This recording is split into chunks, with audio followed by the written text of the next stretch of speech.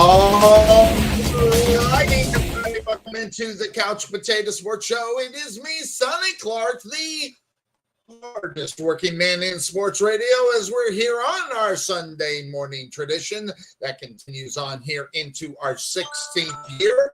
As well, alarm goes off. Let's just know we're on as 16 year as we go on by the end of the Super Bowl. 17 years. Holy smoke! That's just what we do here on the Couch Potato Sports Show. It's week number 9 of the NFL. As you can see above my head there. Some interesting games today as well, as you can see right there. You got the guys that are on the bye over here. I can't do it. Anyway, there we go. The guys on the bye right there. So that said, some interesting games. Some interesting picks that might happen here today. And I'm just really kind of interested to see what ends up happening. But that being said, we will bring this man in. And within the next few weeks, I'm going to be working on some things, as far as intros and all that good stuff. But hey, it is what it is. Bingo. I got your bingo right here. All right. I want people to realize when I start saying bingo, what that actually means, because there are some things that you honestly do and say on this show that is constantly. So every time you do, I'm going to say bingo. Just to see if I catches it. Well, hold on. Listen, my intro, we talk about the Sunday morning tradition that continues on into our 16th season. I do it every single week. You know who else does things like that? I'm telling you, Colin Cowherd says the same damn thing every week, and you're not giving Colin Cowherd any shit. I don't like him either. Oh, okay. All right, there we go. So start giving him some shit. That's just what we do. My God almighty.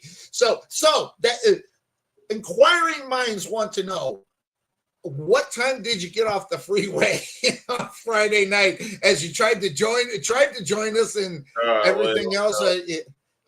Did you make it to your son's game at all? No. Oh, damn. I picked up the next day.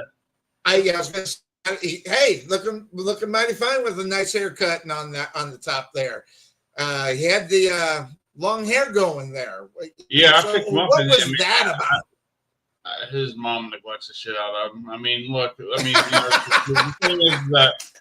the thing is, I think that's bad. She's the dog, but I mean, the thing is, I picked him up yesterday, and I looked at him. I'm going, when did having a mole become a thing? Look, if you're gonna have long hair like that, you need some tattoos. You're too young for tattoos. So the thing is that he's he's autistic, right? So I mean, he doesn't grasp not everything. Like showering, that's a texture thing. Sometimes he doesn't want to do it. Washing his hair the right way, he doesn't quite do that the right way, and he's left his own device. That's his age. It could be too, but it's also the whole I don't want to deal with it type thing, and he just if you let them, they won't brush their teeth for 2 weeks. Right, that's true. Well, that's me too. I mean, I ain't gonna lie, but I mean, too many things I'm doing during the day. I have no time for brushing my teeth. What the hell? But no, and I'm for. I got it right here, dude. I brush my teeth every day, sometimes 3 to 4 times. I know I'm one of these weirdos. Yeah, so. And you want to look like you. By the way, your screen in the back is very blurry. So what? I'm just saying. Anyway, anywho, but no, I mean, I picked him up yesterday. We tried to make it for a while. So I don't have to go to work today, so it's actually I have a lot longer time to hang with him and everything else. And the main thing was he hadn't seen the dog in a while, and him and Poe are like buddies. So it's been 2 months since they've seen each other, so it was good to see them two kind of bond again and so forth. That's cool. And I mean, again, I can't say that we give him those stables of houses to live in, because me and my wife have gone back and forth with each other. But the thing is that I have two wonderful daughters, both are in college. I'm hoping he can do the same thing. If not, he can do the van life thing with me when I start doing that in 4 years. So I mean, either way you look at it, he's gonna have options to deal with when he gets older, and hopefully, him not showering now will be a big use to him when he starts doing the van life, because showering can be few and far between there. So. Doing the baby white Oh white wash. God! I mean, I've been watching these videos on YouTube. These guys feel like van life, and I mean they have their showers and stuff, but it's not the best showers.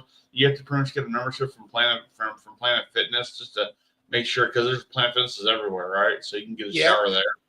There you go. It's a weird life to live in, but at the same time, you knock off a lot of things off your bucket list, places you want to go to, you want to see. Yep. And I don't mind living on the road because I did as a truck driver. So, to be on the road and to kind of just, see, to actually enjoy this country for what little we think of the actual country itself, because of who our leaders are and this and that, to actually go and drive to see everything this country has to offer is such it's just an awe-inspiring thing. We all take for granted. People who live in St. Louis take for granted there's a big fucking arch right there by the river. But it's there. I mean, living in Dallas, people take for granted the fact that we were next to one of the most historical sites in the world where Kennedy got shot. You want to know what? I lived there for 18 years. I never went. Yeah, I've been there 3 times. So it's very cool to see history. I mean, good history, bad history, whatever it's still history. And it's right across from the Holocaust Museum, which I'm not sure why Dallas has that, but they do. But it's a very cool thing to actually go out and see things like that. I remember going out to North Carolina back in March of this year, and I remember being in the mountains and just east of Knoxville, Tennessee, at a Cracker Barrel, and looking out in the mountains, going, "You don't see this in my house." Yeah. You really don't see this in my house.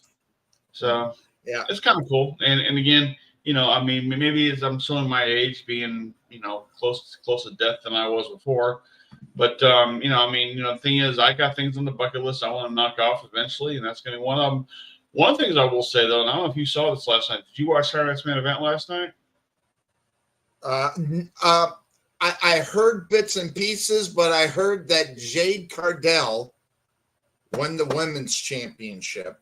She won in Brock Lesnar fashion. She dominated Tiffany Stratton last night. I did watch that match. I caught on a video and I watched. They didn't do their intros. I don't need to see their intros. I wanted to see the match. She dominated, but she still leaves a little, as far as we talked about it. Dominic Mysterio, when he first got it, it just seems like she can't get ready for the ring and make things look the way they're kind of supposed to. But outside of that, she looked good last night. She looked really good last night. She looked better than she had in the but some of the misses are obvious, and once she gets in there and they get her on there to get more matches, it seems like they don't have her in a lot of matches. Once they do and they get her in the practice, hopefully she'll smoothen it out. I like the move to take her to the championship, because all it does is just sets up the next big pay-per-view that's coming down the pike for Stratton to win it back. Maybe, but or the thing is, it depends on how dominant they want to make Jade Cargill. I mean, this could be a 6-month reign for all we know. I mean, it depends how she carries herself as the champion, because if you look at who they've had as women champion before her, with Nia Jax and people like that, who really came into their own as champion as heels, because as a baby face, you have to ride that certain coattail lines of just what you can and can't do. As a heel, you are pretty much. Mm-hmm. Well, look at Dom.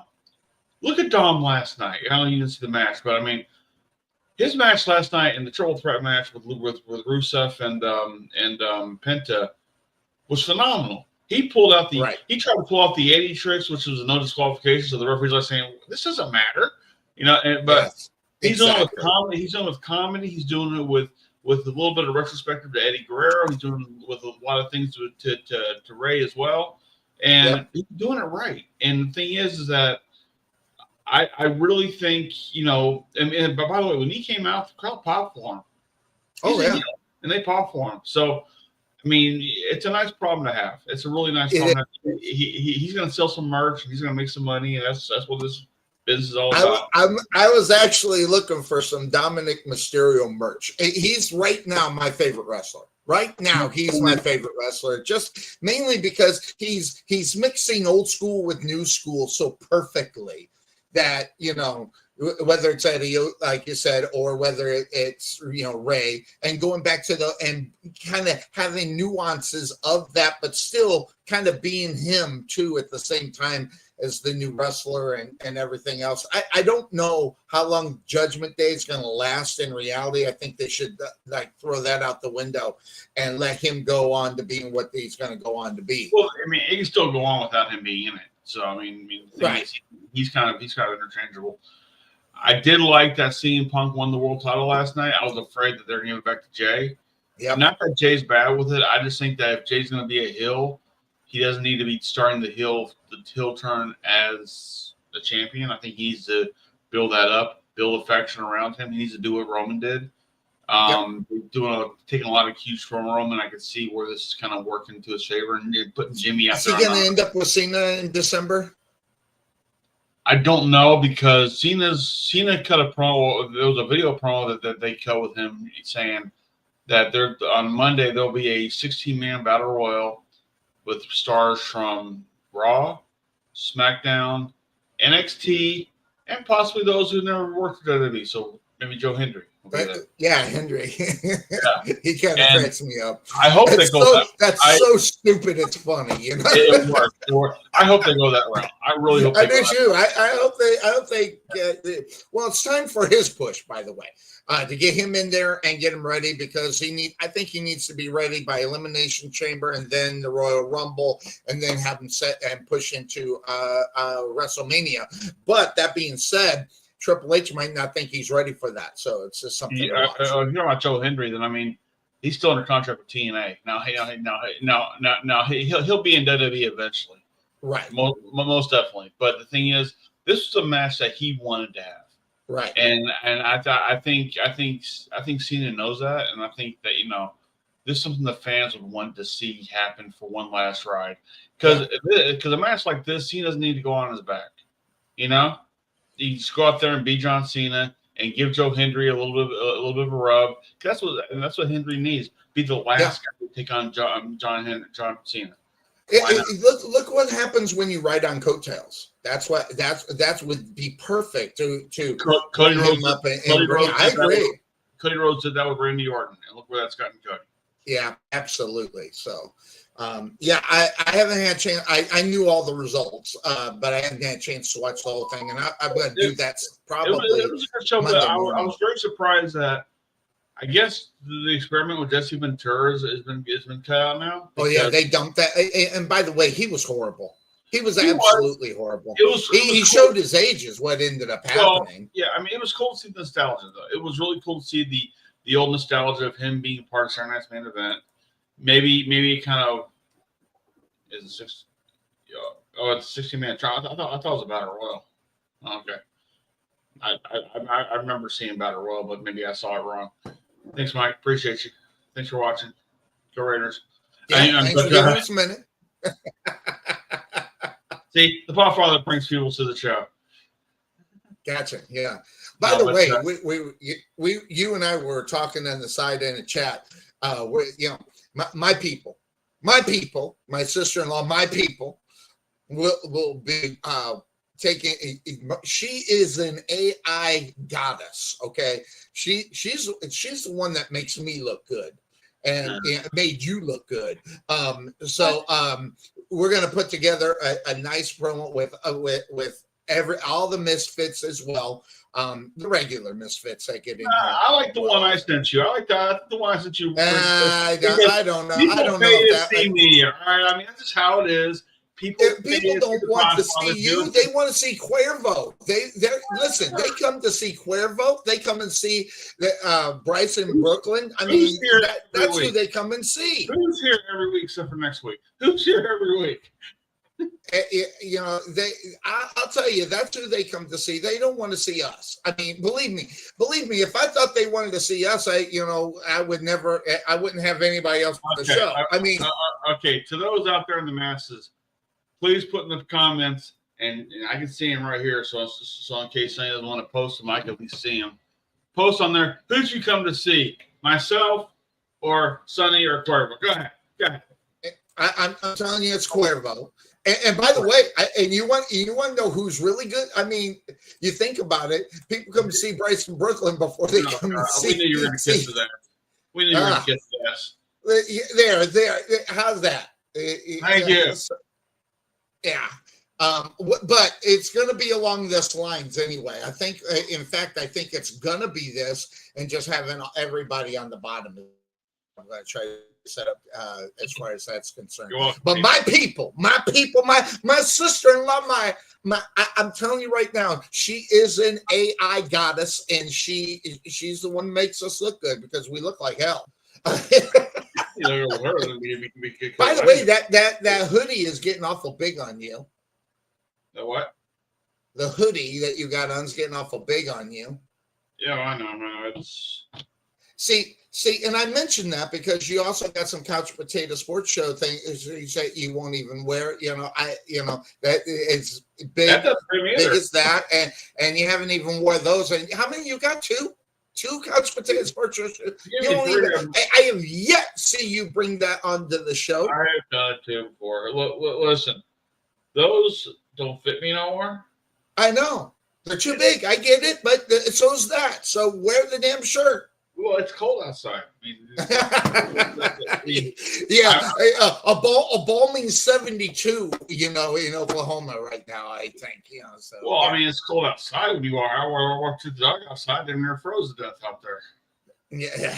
I mean, that morning coolness. We have partly cloudy snow, and it's going to be now. I understand. Put a dark shirt underneath. By the way, I will say this: I went to Chili's last night with my son. And this waitress walks up to our table, and she's very timid to walk up to her. She walks up and says, "Excuse me, sir, do you work at the place I work at?" And I'm like, "Yes, I do." It's like, "I noticed you from your Blues Brothers tattoo." I cannot tell you how many people have actually known me from this thing more than anything else. Yeah, because they sure in the hell don't want to get to know you. Sure. Hey, it's fun to be a lovable loser. That's all I. Listen, I looked at her with such kind eyes that I have. I said, "Listen, you knock out the junk and the chocolate, we'll talk, all right?" I mean, go on now. Yeah.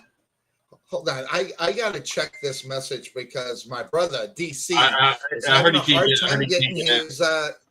He's having a hard time getting his picks in for some reason. So if he's doing it on his phone, he needs to cancel out of the Yahoo thing and go back into it. That's what I have to do. I'm looking at this thing. It says there's a problem with it. Yahoo.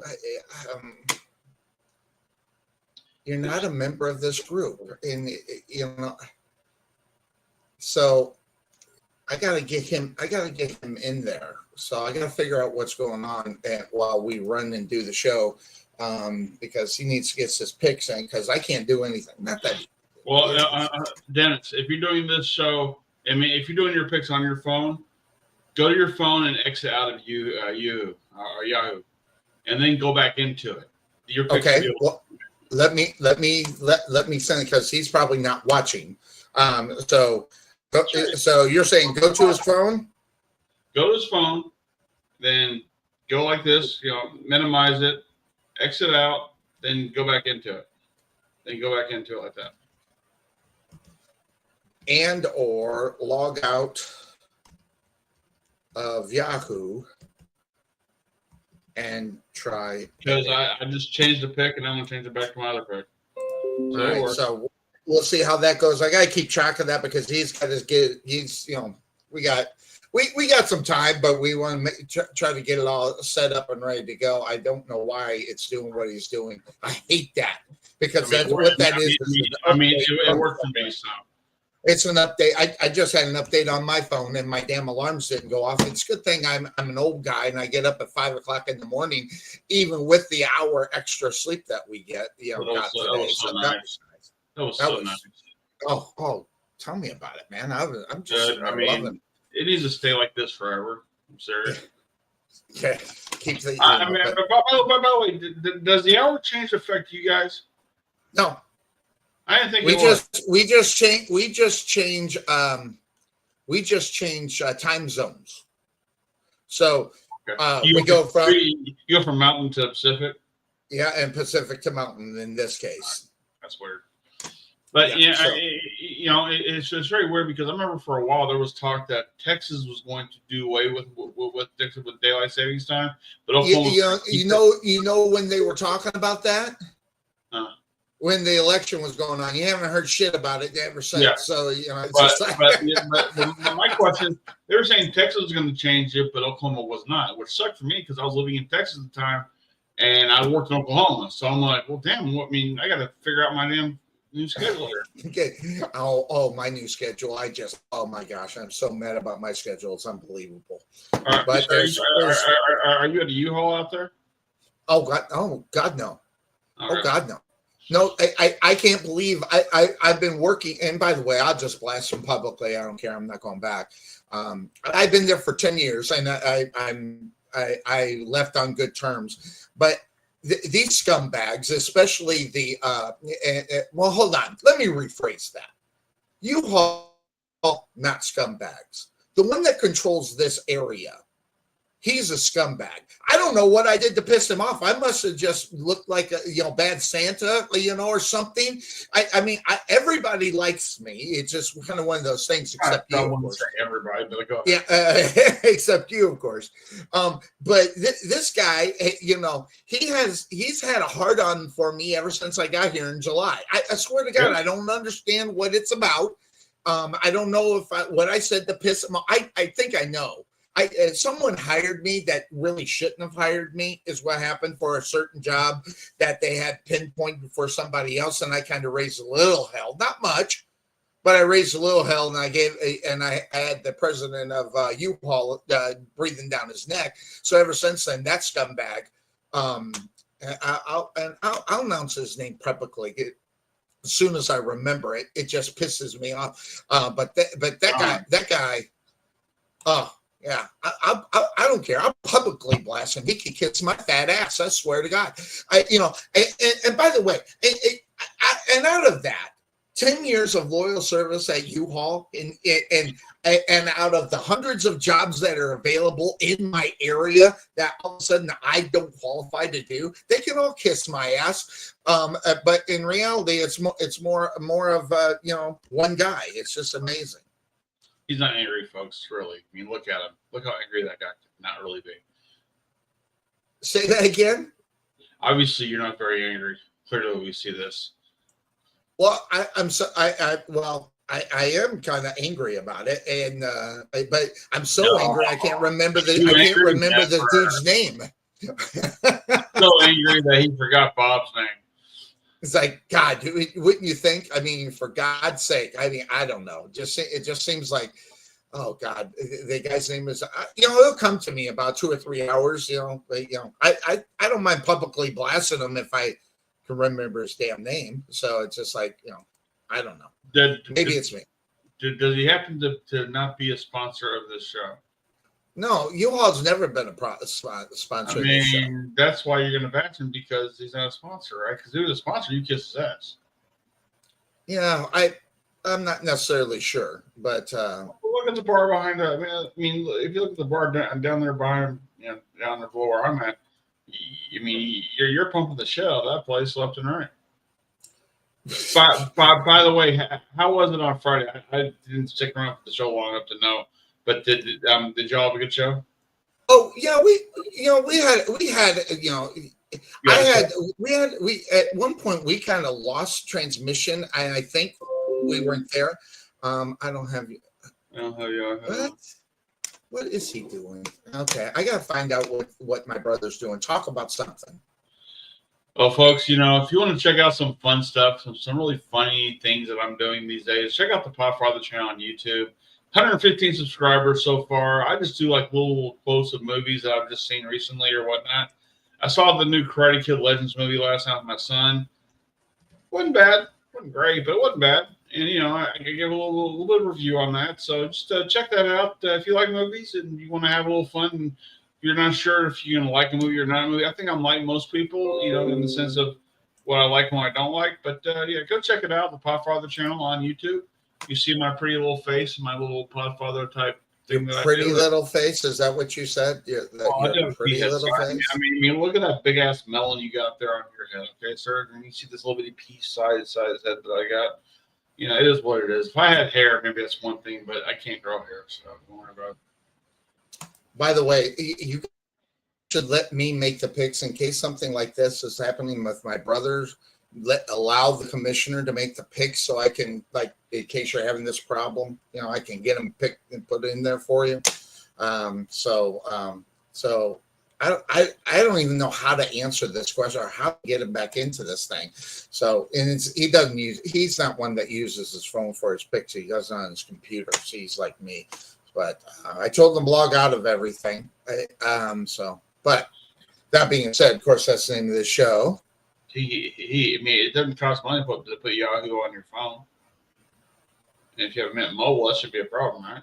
I mean, as you know, because you have Mint Mobile and you promote the show. I'd have to stop what I'm doing and call him because I don't understand his texts half the time when he's talking to me. So I can't.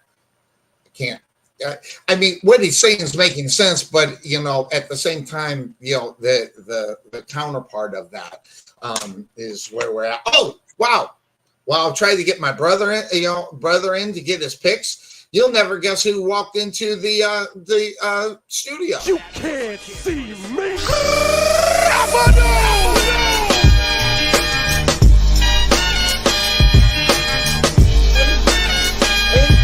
I'm really interested right now. There you go. There he is. Good to see. I see him. I want to talk a little bit. I'm glad you're here. A good loss last week, Cuervo, for your Chicago Bears? And I know that sucks when you say something like that, but I think it was a good loss last week in reality. No, good morning, guys. When is a loss ever good? I get it. I get it. But at the same time, it's about how you lose games, though, right? I mean, we talk about it on this show all the time, Cuervo. It's how you lose a game.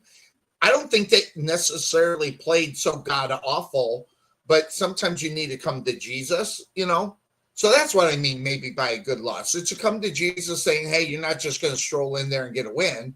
You're going to have to put it together week in and week out.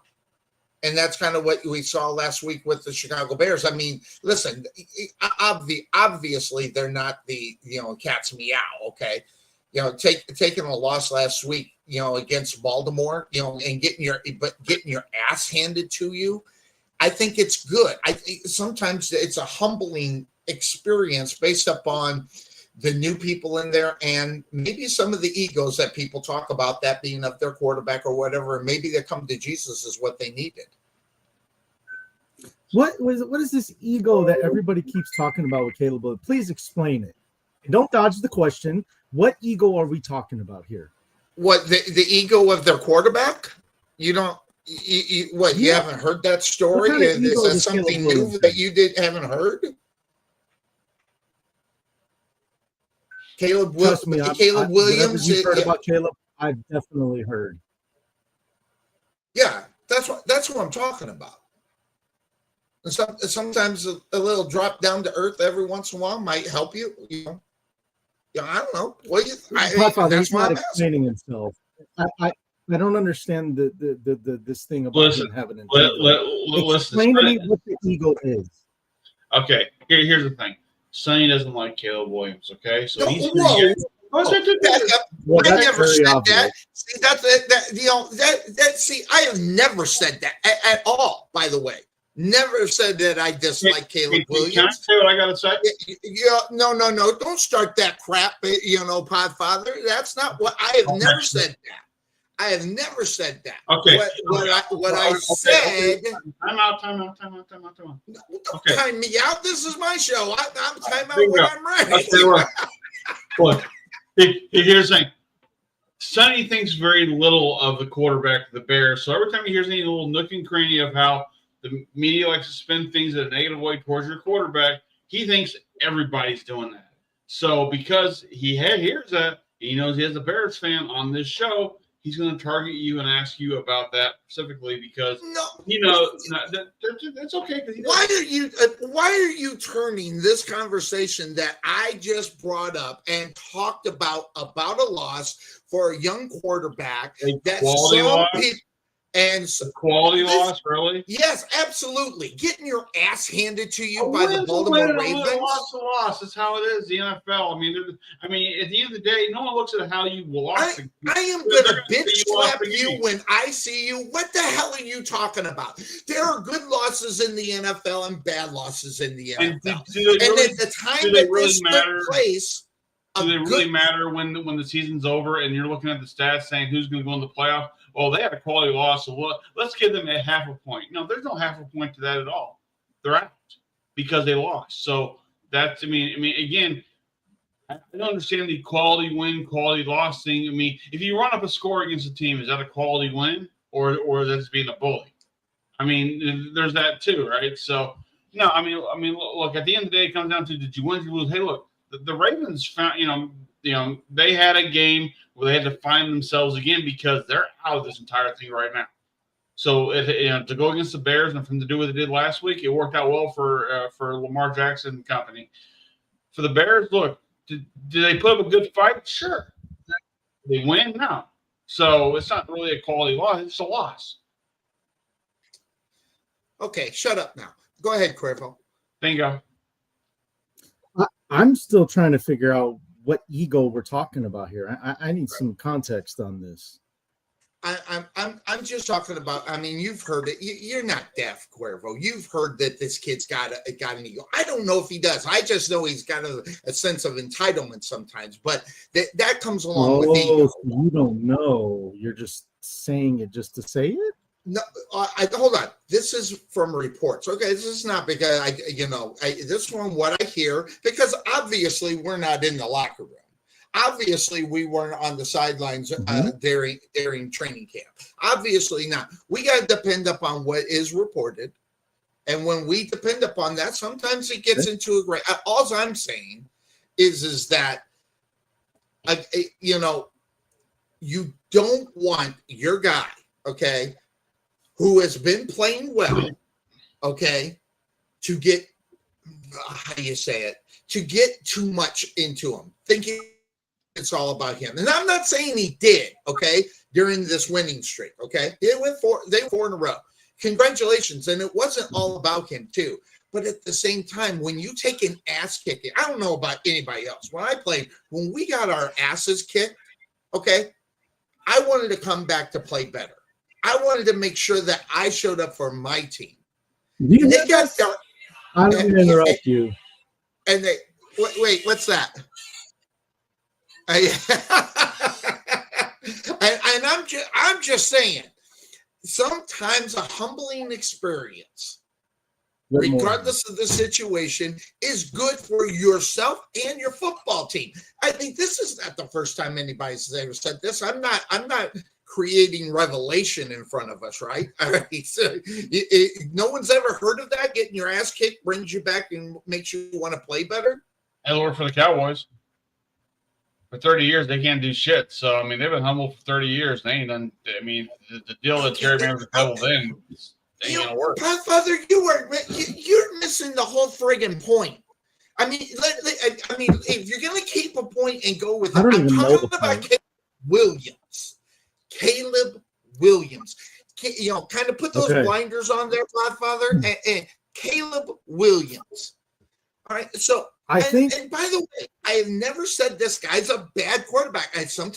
Sometimes it based upon what's going on in the media, what people are talking. If that is true, I don't care about the fingernails, just like Cuervo. I don't give a rat's fat ass about that. I do care about whether or not the guy gets a big blown up head, which has been reported. I'm not reporting anything new. I'm just saying, if that is the case, a good ass kicking is good for you. And then it makes you play better. I mean, so who the Bears got today, Cuervo? I just off the top of my head, I can see it on my side. I got a bright light. They got the Bengals today. They got the Bengals today. This is an interesting game.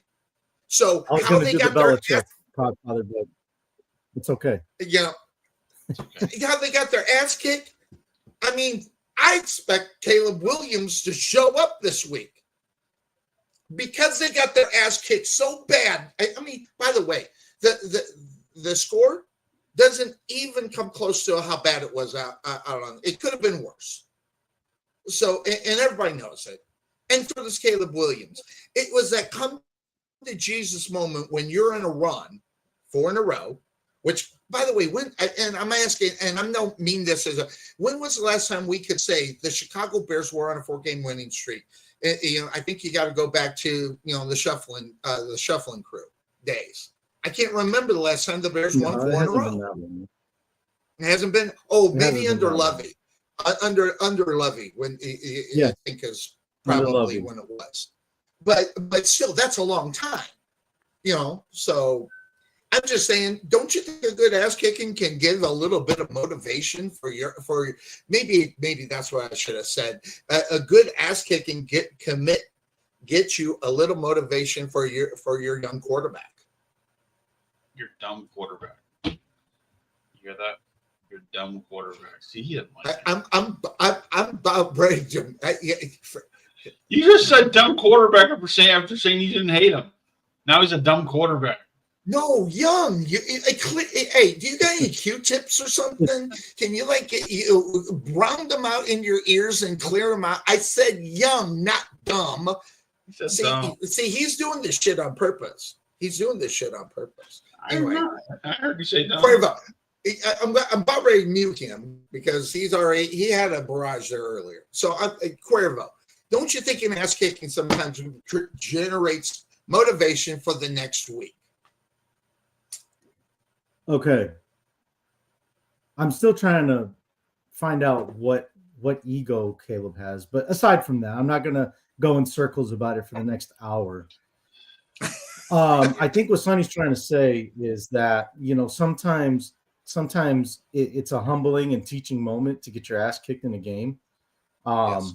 And maybe that's what Sonny's trying to say. I don't think that's the case here. I just think that the Bears just weren't prepared the right way for this game. They weren't prepared. They're still getting pre-snap penalties, which is driving me and thousands of Bears fans insanely just want to rip the TV off the wall. I think that, Caleb is still, missing certain throws that he shouldn't be missing. So that's vision down the field that he's missing out on.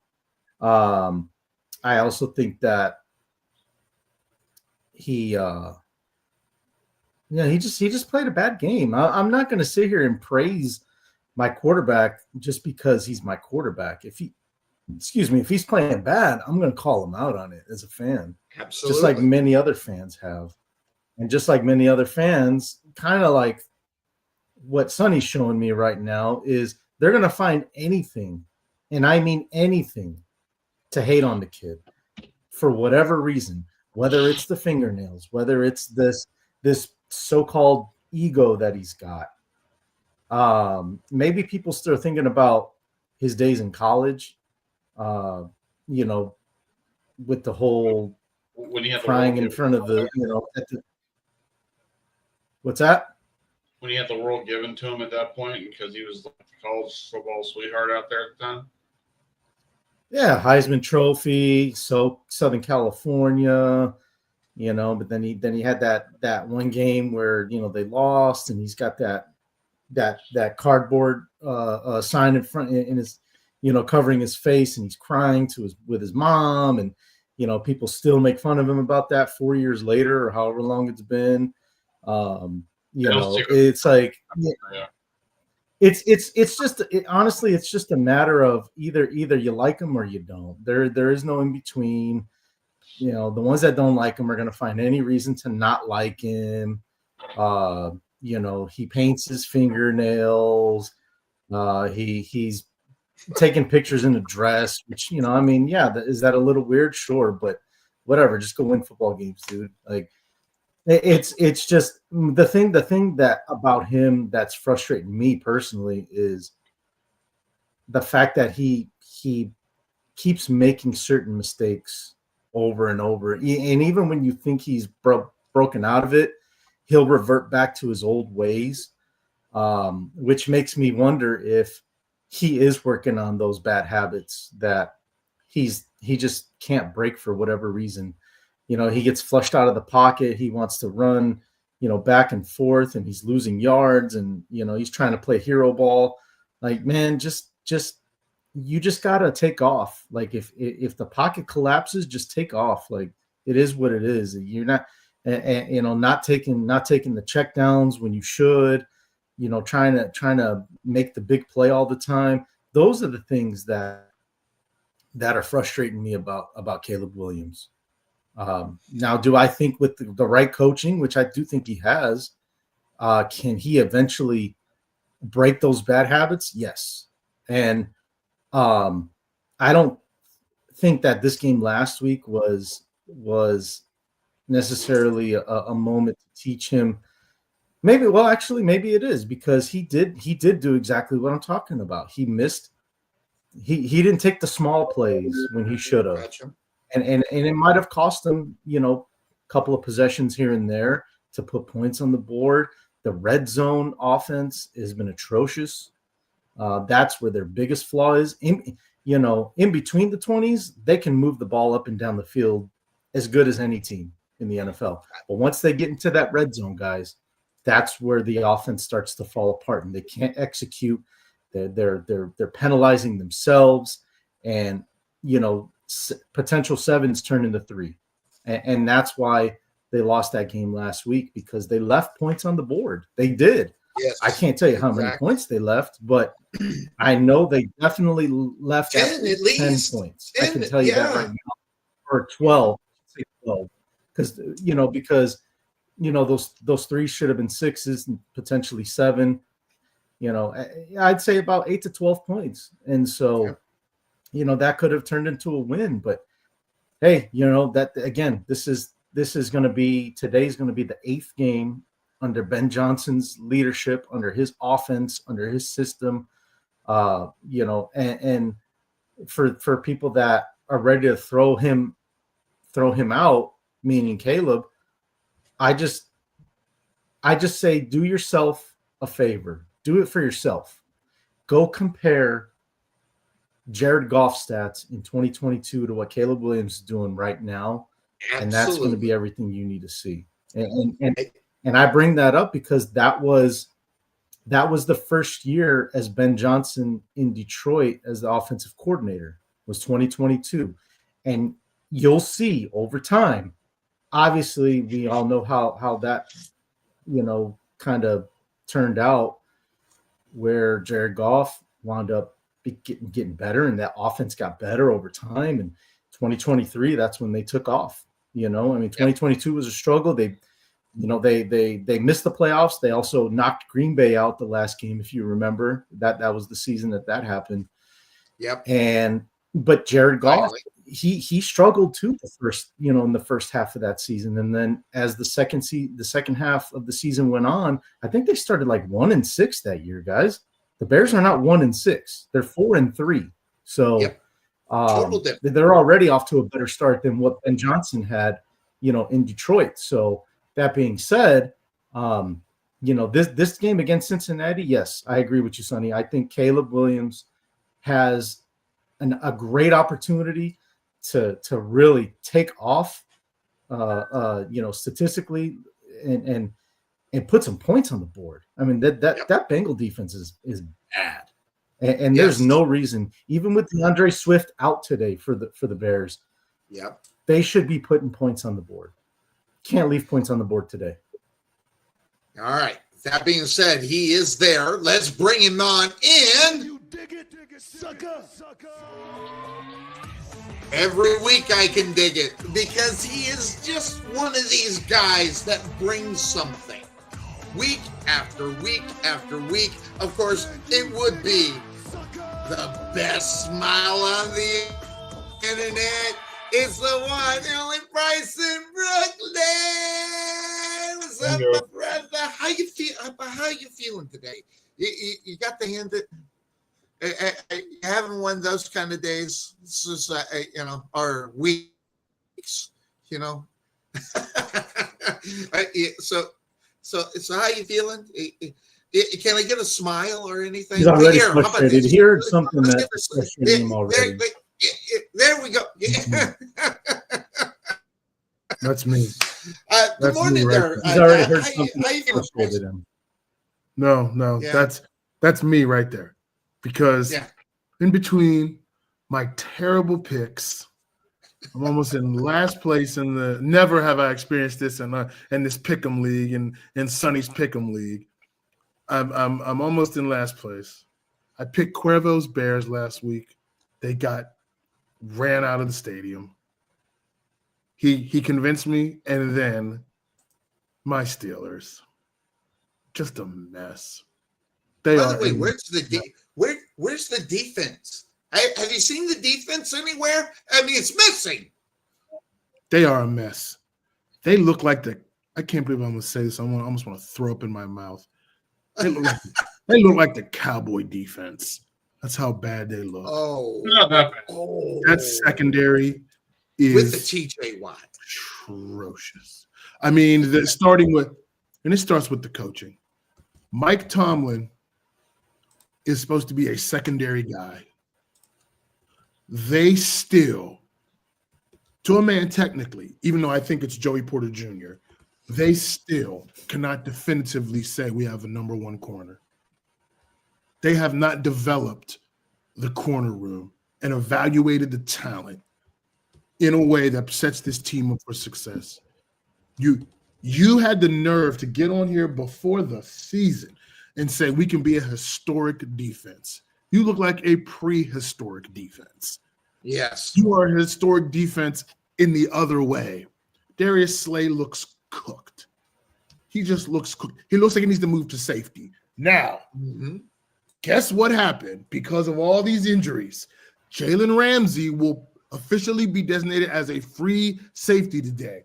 Thank you. Who was the one that came on the show and said they need to play Ramsey more at safety, make Joey the number one, and then fill out the corner room and just live with the results? So finally, Mike Tomlin decides, okay, we're going to put him at safety because we've had all of these other injuries.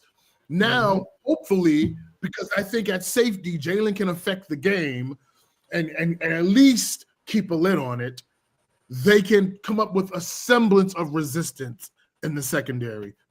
But it's bad. This defense is coordinated bad. They have not evaluated talent properly. And so, therefore, they're always at a disadvantage. Let me back up. I don't even think it's so much that, well, they just have this horrible scheme. It's they come out, it's very basic and vanilla. And then teams start to adjust to that. And we're at a loss for words on how to adjust to the team's adjustment. They just don't have any answers on defense. It's bad to look at. The offense has done good things. They still have to play a certain brand of football in order to be successful. At this point, you're almost better of just saying, look, I know he's 41. It's Aaron Rodgers. Let's see if we can protect him and try to keep up and score more points our way, control the tempo, and help our defense out. Because our defense, our back end, they don't have a lot of answers. The answers are put Joey Porter Jr. at corner number one, and he actually balls out, and you live with the result. Because you got to find out if these guys can actually cover, or do you have to redo the whole secondary next year? It's just a mess. Go ahead. I was remembering before the game last week. They were talking, and when things are going well, and before that game, you're kind of looking at the Steelers. Yeah, they took a loss here, but and then they're talking about the future of Aaron Rodgers. Maybe it's not just a 1-year deal now. And now they're thinking about talking 2.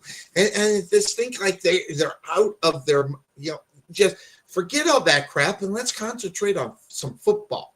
This guy's going to hold out regardless of what's going to happen, as far as a contract is concerned. So you already know that. Leave it alone. Let's concentrate on football. It's one of those things where,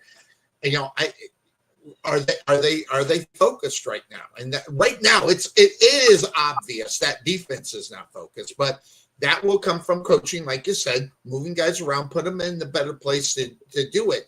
So we got the Bears this week. They need to win after what happened last week. By the way, and this is unsolicited, and let me just mute that microphone there. That being said, yeah, that's right. I muted your ass. That's right. That's what I did. All right. Before you came in, I just want to ask a question and see what you say about it. You missed probably the diatribe that we were on. Okay. I got one for him too, Sonny, after you're done. Yeah, okay. When you get your ass kicked, like the Bears did, by the way, it was probably worse in reality compared to the show or the score. That being said, sometimes isn't it a good loss to get your ass kicked so you can come back this week against the Bengals, which, by the way, Mr. Cuervo mentioned perfectly. Their defense is ass. The Bengals' defense is bad. This is an opportunity. Yeah, and this is an opportunity after getting your ass handed to you. Let's say maybe I'm not saying he does, but if all the reports, that have been reported about him, this is an opportunity for him to just shove it in their face this week and say, well, screw y'all. Okay. You may think I'm a diva. Fine. You may think I got an ego. Fine. You think that weird things with my face. Fine. But guess what? I just handed the Bengals an ass kicking that first of all, I needed to do after getting my ass handed to me last week by a far more superior team in reality, right? And the Ravens. This is the time where he goes and gets that opportunity against a team that is not as good as the Ravens and walk on him. Bingo. And so, interestingly enough, so what is getting your ass kicked a good loss sometimes in reality there, Bryce? I hear that. I hear people say that. I never want to get beat like that. I never want to put what the Steelers put on film. I never want to do that. But yeah. I mean, look, can guys get a wake-up call that they're not as good as they think they are? Sure. But I don't think the Bears need that. Now, the Steelers, could they have been believing their own hype before the season the way Tomlin was talking? Possibly. They've been humbled now. You're not even a good defense. So forget being historic. In terms of the Bengals and Bears, I will say this. If the Bears want to contend for the division, you need to go win this game on the road. You need to go do it because this is a team you should beat. You have Ben Johnson as your offensive coordinator, head coach. You've got the franchise quarterback. You've got the receivers. I love Rome Zunde. I think he's a good player. You need to go put up 25 points on the Bengals. You need to go do that. You need to find a way to corral their offense, heat up the pocket. I think Browning is playing this week, right? No. Or is it Flacco? Did Flacco get knocked out last week? I'll check and see what his you normally have a lot of that information. So yeah, he's questionable, but it sounds like he's going to try and play. Okay. You got to heat up the pocket. I mean, you got to heat up the pocket. I think the Bears hopefully can hold up at corner a little bit better. I mean, you're going to face – this is the best receiving core you're going to face all year. So, but this is a game that you've got to go. You got to go win. And look, I want to see at the running back position. I want to see Kyle run the football. I want to see. I want to see this young guy come in. They've got. They've been talking some good things about him. I want to see him run the football. This is a defense. But Jerome Bettis said it best. You want to get right running the football. You play the Cincinnati Bengals, and so I think you got your young running back. Swift is out. You got an offense that has shown it can score. You're on the road, Cuervo. If you wanna contend for this division, go get this win today. I got the Bears winning, Cuervo. Don't let me down. I need you to come through. I need you to call up Ben Johnson. I need you to call up Caleb. I need you to call up Rome and tell them to strap up and get ready to get you a win because I need it for my picks. Come on. Cuervo. All right, I'm on it, Bryce. I'm on it. Cuervo, what's your take up on what you think we're gonna? But there it is. It looks like they are gonna go ahead and do so. So that being said, Cuervo, what's your take up on the Chicago Bears this week against the Bengals? Yeah, I think Bryce brought up a lot of good points. A lot of what I'm thinking too. If the Bears are going to be considered, a team that is going to be serious, moving forward. And I'm not talking Super Bowl, even the 7 seed wild card. I'd be happy with that. You know what I'm saying? Mm-hmm. They got to win this game today. I mean, this is a team where it's a situation how we say that's a team you should beat.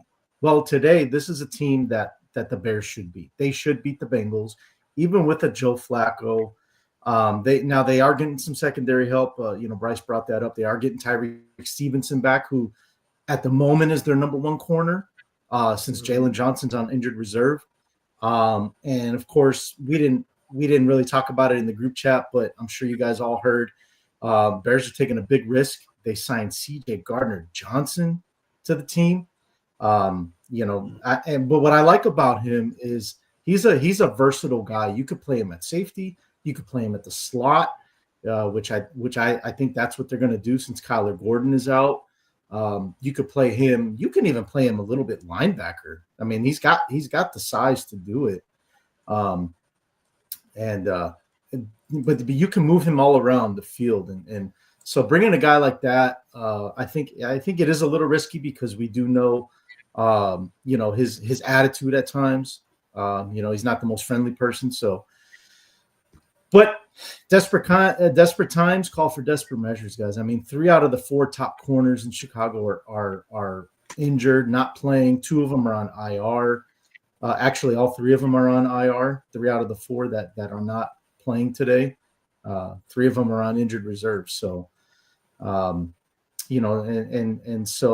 I think the biggest thing too is that they just can't be scared of this offense. Don't be just because you see Jamar Chase. Don't let yourself trickle it down your leg just because it's Jamar Chase. Go out there and compete against him. Show up for this game. So I think that Caleb will get back on track. I think there was a lot of emphasis on red zone offense and Caleb taking what the defense gives you. That is the biggest thing he needs to do today. Take even if it's a 5-yard dump off to the running back, just take it and let whatever's going to happen. And I think that's one of the biggest mistakes that he still can't get out of. One of those bad habits is the big play that he wants to make all the time. So now, if I can, Sonny, I want to ask Bryce a question, but I have 2 small requests from you. Can you please unmute the Podfather, and I want you to mute yourself because I don't want you interrupting these 2 gentlemen. I want them to have the floor. I have already tried to unmute him, but he decided to go ahead and mute himself, which, by the way, is absolutely wonderful. Outside of that, I will mute myself for you, Cuervo, because I got mad love for the main co-host of this program. So Mute is coming. All right. I don't want Sonny interrupting you guys when I ask this question. All right. So Bryce, I don't know how long you were in the green room before Sonny finally brought you in. Just for a little bit.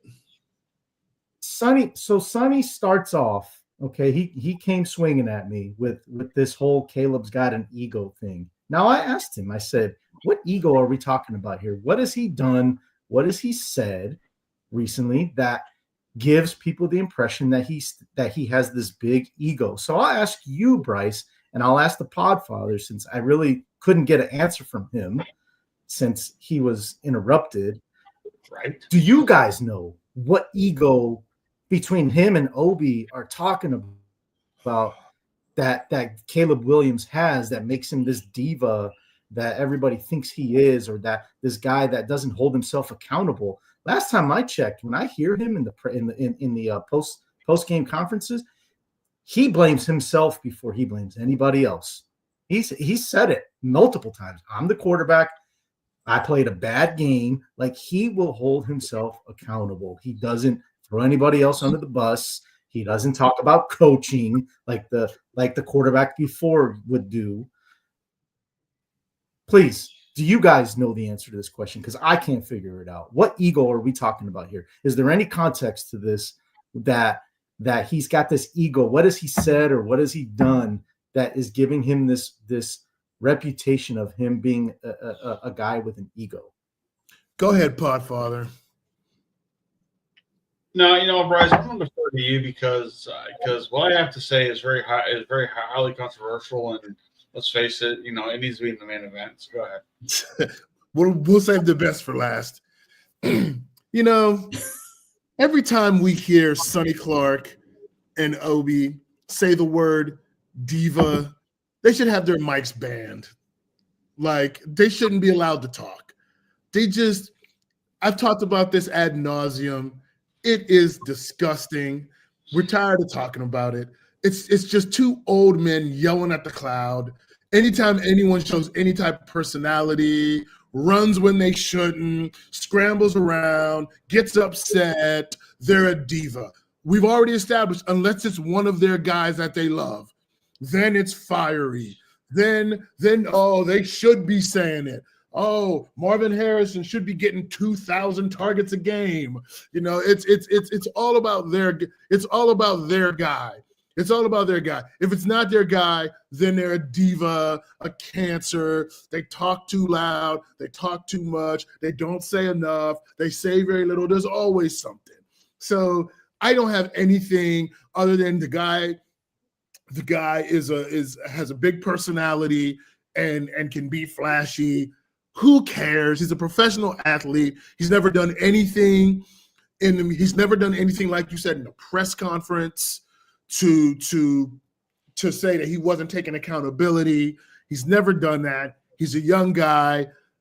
I've never seen anything that says, oh, well, this guy is a big diva or what have you. And let me be very clear. We're not talking about like Harrison specifically. We're talking about all the guys that Sonny Clark and Obi love to just call divas and all this out of the blue until it's their guy, and then their guy, whoever their guy is, doesn't have to ever get called a diva. They can act any way they want and it'll be passionate. Oh, it'll be deserved. Oh, they're good enough to do it. So there's no merit to any of that stuff.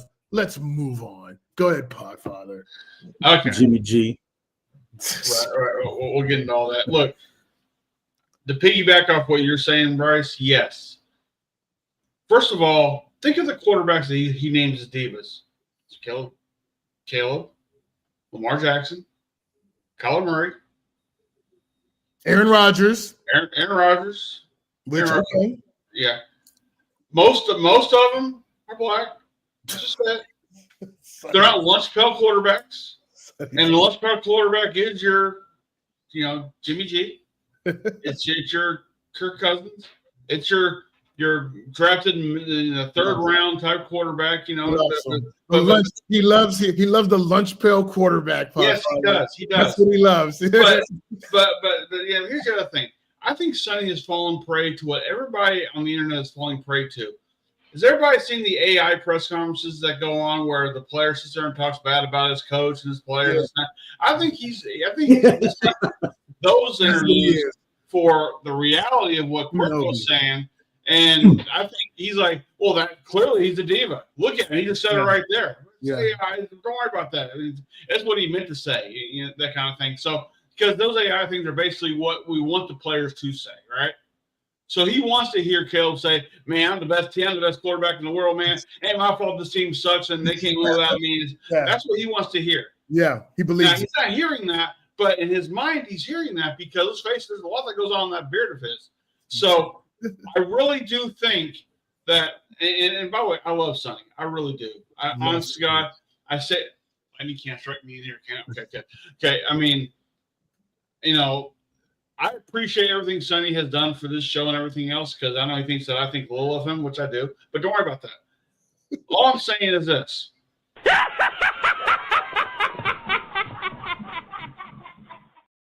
This is where we're going to get the entire time I'm doing this now. But look, I think Sonny is just in love with the lunch pail quarterback. Yes, yes. I mean, by the way, when Arch Manning comes to the NFL, he's going to hate him because he's a what do you call it? Diva, nepo quarterback. A nepo quarterback, right? because of his past. Yeah. Arch Manning. Arch Manning. When he gets to the pros, because he ain't ready to go to the pros now. Yeah. But when he does, sure. I mean, there are certain players that him and Obi Light that came from the ground up, that battled their way through the trenches, that started off as a third-string quarterback in high school, had to work their way to the Arena Football League just to get a shot. Because let's face it, Kurt Warner killed this for everybody. Okay, Kurt Warner killed this for everybody. Right.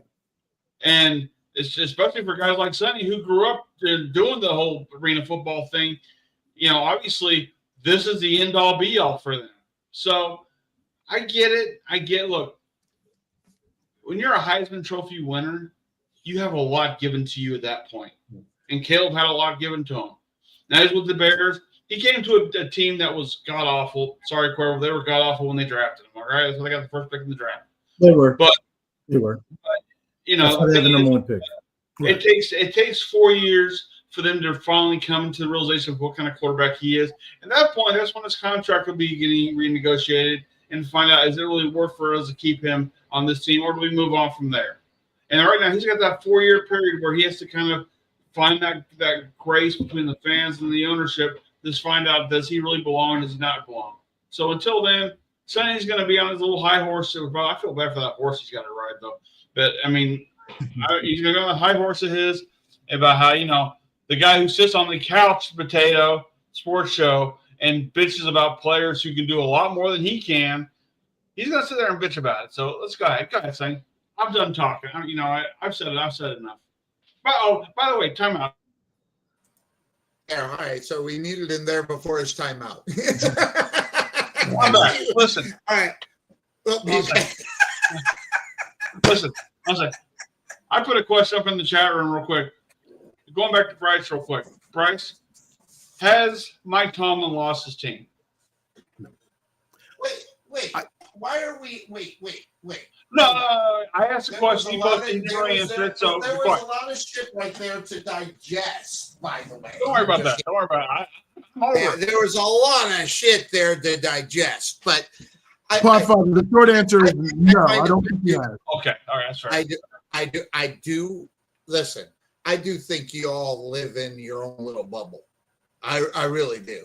We live in our all right. Your own little bubble, like you don't. I don't know. I guess maybe I just find I read things that I read and I repeat them, and then all of a sudden they pick up. I have never said it. In matter of fact, I want to go back to Marvin Harrison. Okay, I want to go back to that because you guys ripped me when I was defending the man. And by the way, I defended him. I defended him twice. By the way, no. Why did we do that? Why did we rip you for that? Because you did it at the expense of Kyler Murray being the worst quarterback ever, the biggest cancer, the biggest diva. Because and Obi can't contest it. He is a diva. Throwing the ball to Marvin Harrison 80 times a game, and then you hold on.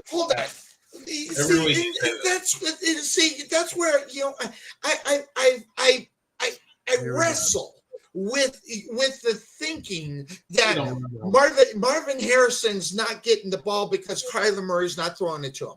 I don't know what game or how anybody watched.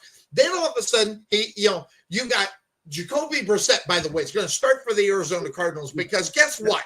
Who's in talks for trading is Kyler Murray right now, and they don't want him to get hurt before they can maybe trade him, okay, before Tuesday. So we have Jacoby Brissett going there. All of a sudden, Jacoby Brissett starts targeting the guy who can catch the freaking ball, okay? So listen, I'm not out in left field on the point. I am not there, and yes, I put it on Kyler Murray. The guy doesn't want to trust this guy to throw the ball to the best wide receiver on his football team or even try to get it close to where he can make a play. He shouldn't be out on the football field. Kyler Murray sucks, okay? Now, I don't know what Kyler Murray you watch, but Kyler Murray sucks. He is no good. He's never been good out on the NFL football field. That's the reason why they win 3 or 4 games a year with him as a starter. When you can't put together the best wide receiver that came out of that draft and you decide that you don't want to throw it to him, if that's the case, yeah, damn right. You got a freaking ego problem, that being Kyler. Now, I don't think that Caleb Williams has an ego. I'm just repeating what people say. I don't believe it. I think he's a little eccentric, but I don't give a shit about that. But what if my question to you for the past hour now is you're saying that reportedly he has an ego. What have you heard? What are some things? What are some examples? Do you have any examples of things you've heard that makes him have an ego? Well, what I'll do, because I can't do it now, we're on the show. I'll find the things where people talk about that I've read about him having an ego. Okay, I didn't make this shit up. I read it somewhere. It's AI generated. These are actual people have reported on him. When you go, listen, God, I cannot believe I'm the only one. I got, you know what? You're right. I live in Sonny's world. I never read anything like this. Never, anywhere. I didn't put it together. It was all Sonny's imagination. That also being said, there's another person that feels the same way about it. Who, by the way, Obi's wife is in the hospital and she's not good. So that's the reason why he is not here. And in fact, after the show, I'm going to probably take a hike up there and go see him and his wife. So keep his wife in your thoughts and prayers. Yeah, we're thinking about Job. Yeah, it's so so yeah, after the show, I'm going to roll on up to where they're at. It's right down the street. So I'm going to go check them and see him too, as well as his wife. That having been said, I'm not the only one that has, first of all, I don't know what Obi reads or sees. Okay. But he will gain the opinion about what he sees and what he reads and hears. And yes, we're old people. Get off of my freaking lawn, okay? All right, that's my lawn. I just mowed it. Don't have your dog come take a shit on my front yard. That's me. Poe. Yeah, Poe.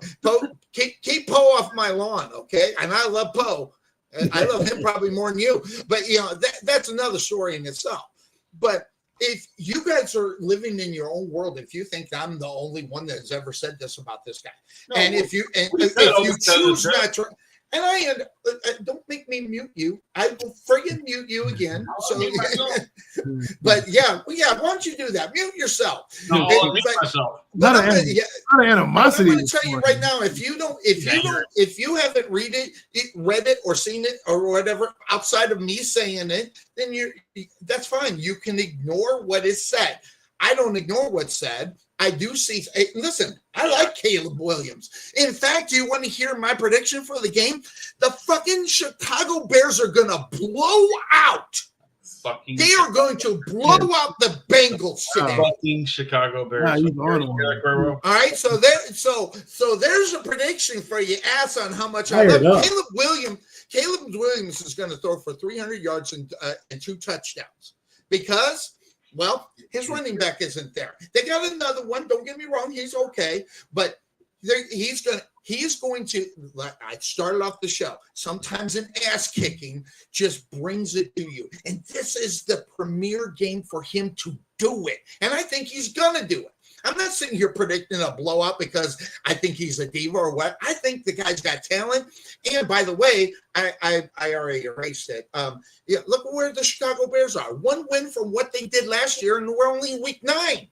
Okay, so there's definitely a turnaround. Good, better, and different, but I think mostly good. And this is a game where we see Caleb Williams stand out and take responsibility for this franchise for the reason why they drafted him. Because that game last week was a complete and utter embarrassment in reality. Listen, I think too many people picked the Bears to win that football game. Hell, even Cuervo didn't. But how that happened, I think it stirs something up inside him, and that's what I was saying at the beginning of the story, because I think they blow him out. I really do. I think the Bears have got the opportunity to do it. The only thing I worry about is if Jamar Chase and Joe Flacco decide that they're going to be on the same page. That's the only thing that'll stop a blowout. But I think the Bears win. Go ahead, Podfather. One thing that we're not really talking about, though, I know we're talking about all Bears and stuff. The Bengals aren't that great. So that's why the Bears are going to win this game. The Bears are going to win this game because the team they're playing against ain't that great. Now, they're ass. Yes. And Joe Flacco, God bless him. He's a great quarterback. I mean, he's going to have the opportunity to say, hey, look, I won a Super Bowl in this league. Good for him. But he's telling this thing right now, and he's with a bad team. And he's with a team that right now is going to lose their main starting quarterback in the offseason because he's going to look at this thing and go, I don't want to be here. So, I mean, Cincinnati's got their own problems. So that's why it's hard to win this game. It had nothing to do with Caleb Williams. It has more to do with the fact the Bengals aren't going to show up. So, yeah, give me the Bears. Well, I do.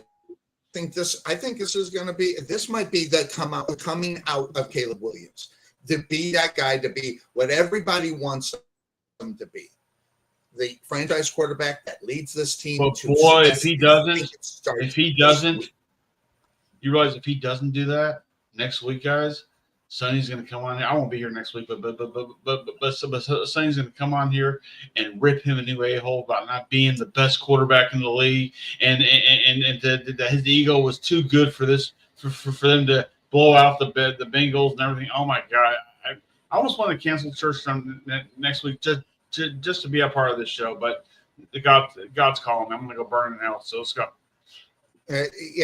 But by the way, if they do come back and they lose this game, I'd probably give them a little criticism if how they lose the game. I mean, Bryce, we talk about it all the time. Wins and losses make a big deal out of who you are as a football team. And you especially know for the last 2 weeks for your Steelers, it's how you lose games.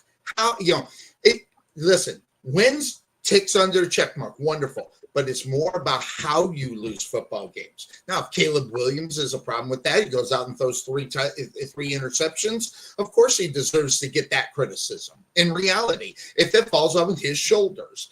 And because, again, the Bengals are ass, and here we are. I mean, you picked the Bears today, Bryce. So, I mean, are you expecting to see a different Caleb Williams than you seen last week, against the Baltimore Ravens? I expect Caleb Williams to be good enough against this defense. The Ravens defense has not been good, but the Bengals defense is horrific. Historically, between them and the Cowboys, those are the 2 worst defenses in the league. Sure. And they just can't get it right. I mean, they are – I don't even know what the Bengals, if it's scheme. They're just devoid of talent. Hendrickson is, he's solid. He's Trey Hendrickson, but that's it. And if you can neutralize him, the Bears, if you've got Ben Johnson and Caleb Williams, you have this high pedigree, my thing, like I said earlier, Cuervo, if you've got those two guys, you believe those two guys are your future, you need to go out and win. Right. Even if your defense struggles, go out and win the game. Go Just out and win, baby. Go out and do what you did against Dallas. This is very comparable. You had lost, I think, 1 or 2 games. You went out, your offense just shredded them. You're facing a similar type of defense. Just go out and do it. And I think because of the people they're playing this week, Caleb has a chance to play a lot better. And I think he will, and they'll get a win. Yeah. Probably, I think that I think this is it's the week for your Chicago Bears. And listen, Cuervo, you're even saying no one's saying they're going to walk into the playoffs, but man, you get a win today, you match what you did last week, and it's only week 9. You still got 8 weeks to go, and where they can go from there. This is that launching pad game, and I think it's going to be a good one. That being said, of course, that's the show. There you go. We'll walk right down here to that guy's football team, the Pittsburgh Steelers. And, we just briefly talked about it, as far as Bryce is concerned. But we need to find out, especially this week, okay, especially after what happened last week. Okay, especially since they evidently decided that Bryce is not 1, not 2, but 3 keys of winning are there. Now, that having been said, let's do that. Here we go. Who are they playing today? Indianapolis Dolts. I love it. The Indianapolis Dolts from One Price in Brooklyn. By the way, I always look forward to reading the 3 keys from him, because not only that, there's a lot of knowledge, but also I love the fact that we get the nicknames. So that being said, let's start it out there. Bryce in Brooklyn, your first key of the Pittsburgh Steelers beating the Indianapolis Dolts, which, by the way, we can say bingo right now, but someone at the beginning of the season, There you go. said that the Indianapolis Colts were going to be a good football team. I wonder who that was. Oh, God, There you go. that's right. It was me. All right, so Bryce, go ahead. What's your first key in today's game? After I throw up all over my keyboard for having to actually admit that Sonny Clark may have been so far right about something. Look, this is the surprise team of the NFL. I mean, when you look at everything that they've been able to accomplish so far, Shane Steichen is coach of the year and running away with it. I mean, taking Daniel Jones, having the guts to start him, thought he was nuts. Like, oh, this team's going to be vying for number 1 pick. To be 7-1, can't say enough about the job they've done. I got 2 guys that I'm cool with. They're big Colts fans. I'll be watching the game with them today. It's going to make me sick to have to watch this, but I don't run and hide. As I've said multiple times, I show up. Even if I got a lot to say, I take my lumps as well. I noticed something If the Steelers are going to pull this game out, these are the 3 keys. Number 1, you got to pressure Daniel Jones. You got to make him remember that he's Daniel Jones. Keep the pocket up. You sit back and just act like this guy is Jalen Hurts or something like that, then he's gonna have a day. You got to make him feel uncomfortable. Number 2, you got to stop Jonathan Taylor. It all starts and stops with him. Pittsburgh hasn't been able to stop the run. You got to. The problem with Pittsburgh is that they don't get enough penetration. You got to play behind the line. You got to beat some blocks, get in the backfield, and make running backs have to redirect. If he gets on his track, hits the hole, you're gonna have a problem, because this guy's a top 5 back in the league and has been for a long time. Send the house. You can't let him get going. And then number 3, you got to open up the offense more. You got to control the tempo of the game. I'm not saying go 5 wide, but I'm saying take more chances, call the game like you're going to go for it more on 4th down. You can't settle for field goals. You've got to score touchdowns, because your defense can't stop anybody. So you got to keep the Dolts offense off the field. You have to run the football. You've got to really be judicious with the way you throw the football, balance, and call plays to control the game, be more aggressive on fourth down to keep their offense off the field. If you can't do that, it's going to be a long, long, long day. Those are my 3 keys for the Keeping it real. Those are my keeping it. Yep, keeping it real. So that being said, as you look at that football team, as you look at these 3 that you are bringing up, will they be able to take your advice on those 3 points and end up getting a victory today against the Indianapolis Dolts? Today, by the way, that game is actually in New England, or I mean Indianapolis, isn't it? No, it's in Pittsburgh. Home game. It would be funny if he was playing New England. No, Indianapolis. Sorry, jeez, excuse me. All right. So, do you think they actually come up with the win today, there, Bryce in Brooklyn? I would love to think, and look, we've seen it. The Buffalo Bills in 2021, the Cincinnati Bungles in 2022. I pushed my chips to the table and said Pittsburgh will win this game, and they've gone out and won it. This is the type of game against all odds that Mike Tomlin actually ends up pulling out. With that being said, that's the name of this show every Sunday. Yep, from 9 to 1 p.m. to 12 to 1 p.m. No, to 12 p.m. Central, right? Yeah. Yep. I'm not picking my Steelers this week. I can't do it. This stinks. This is total BS. The unbiased football fan in me, I just can't bring myself because Mike Tomlin, those wins were first week wins that he had a lot of time to prepare for, had his health, had his defense. I'm like, he's going to get this defense ready. He doesn't have any answers in the secondary, and the answers he does have aren't the right ones to the test. They're going to continue to struggle. I wouldn't be surprised if they somehow pulled this out, but I don't see it.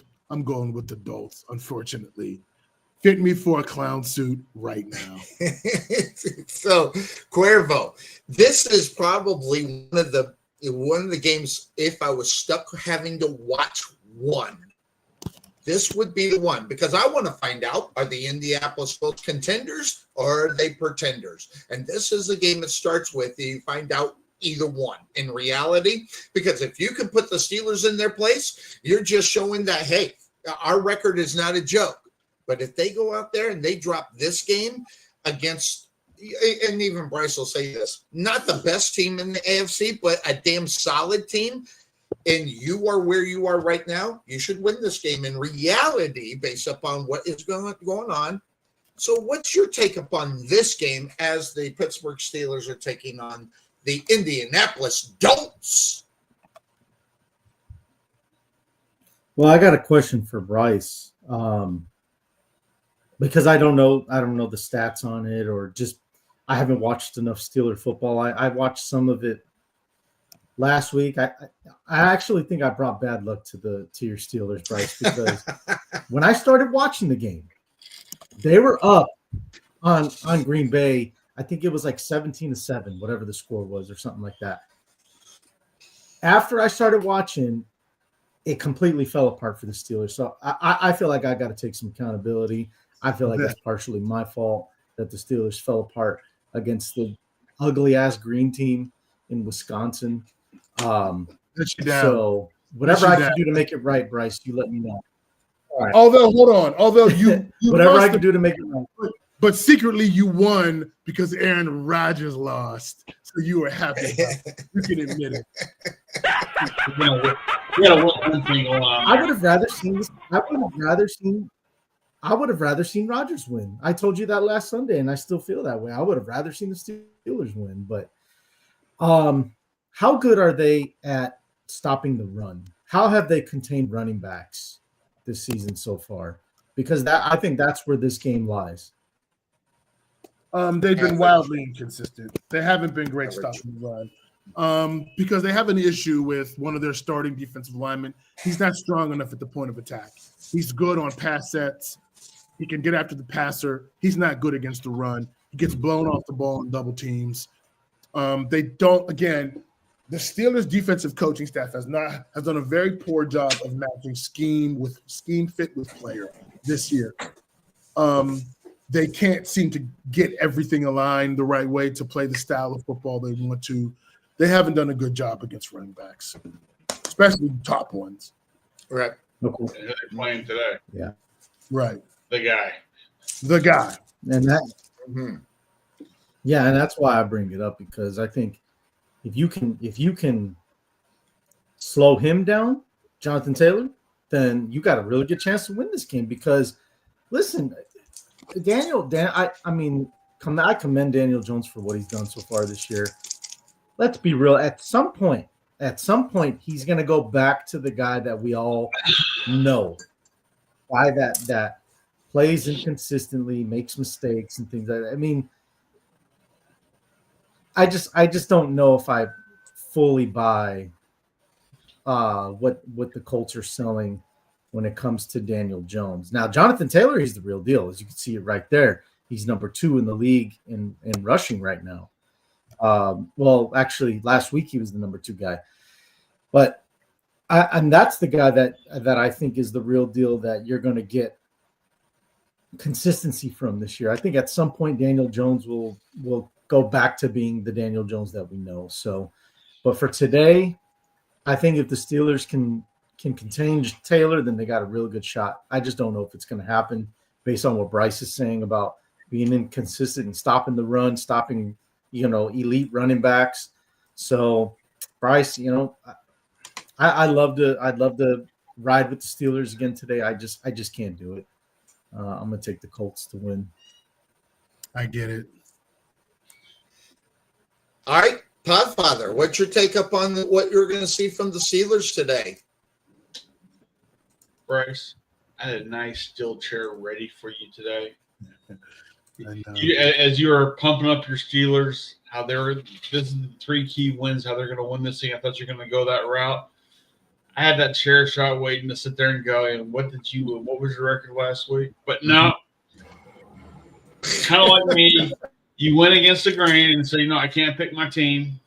Just not going to happen. And you know what? I don't blame you. The Colts are for real, okay? The Colts are for real. Daniel Jones, he may come down to earth, but what is coming down to earth for him going to be when he starts throwing 4 interceptions a game or when he loses that one big game that matters?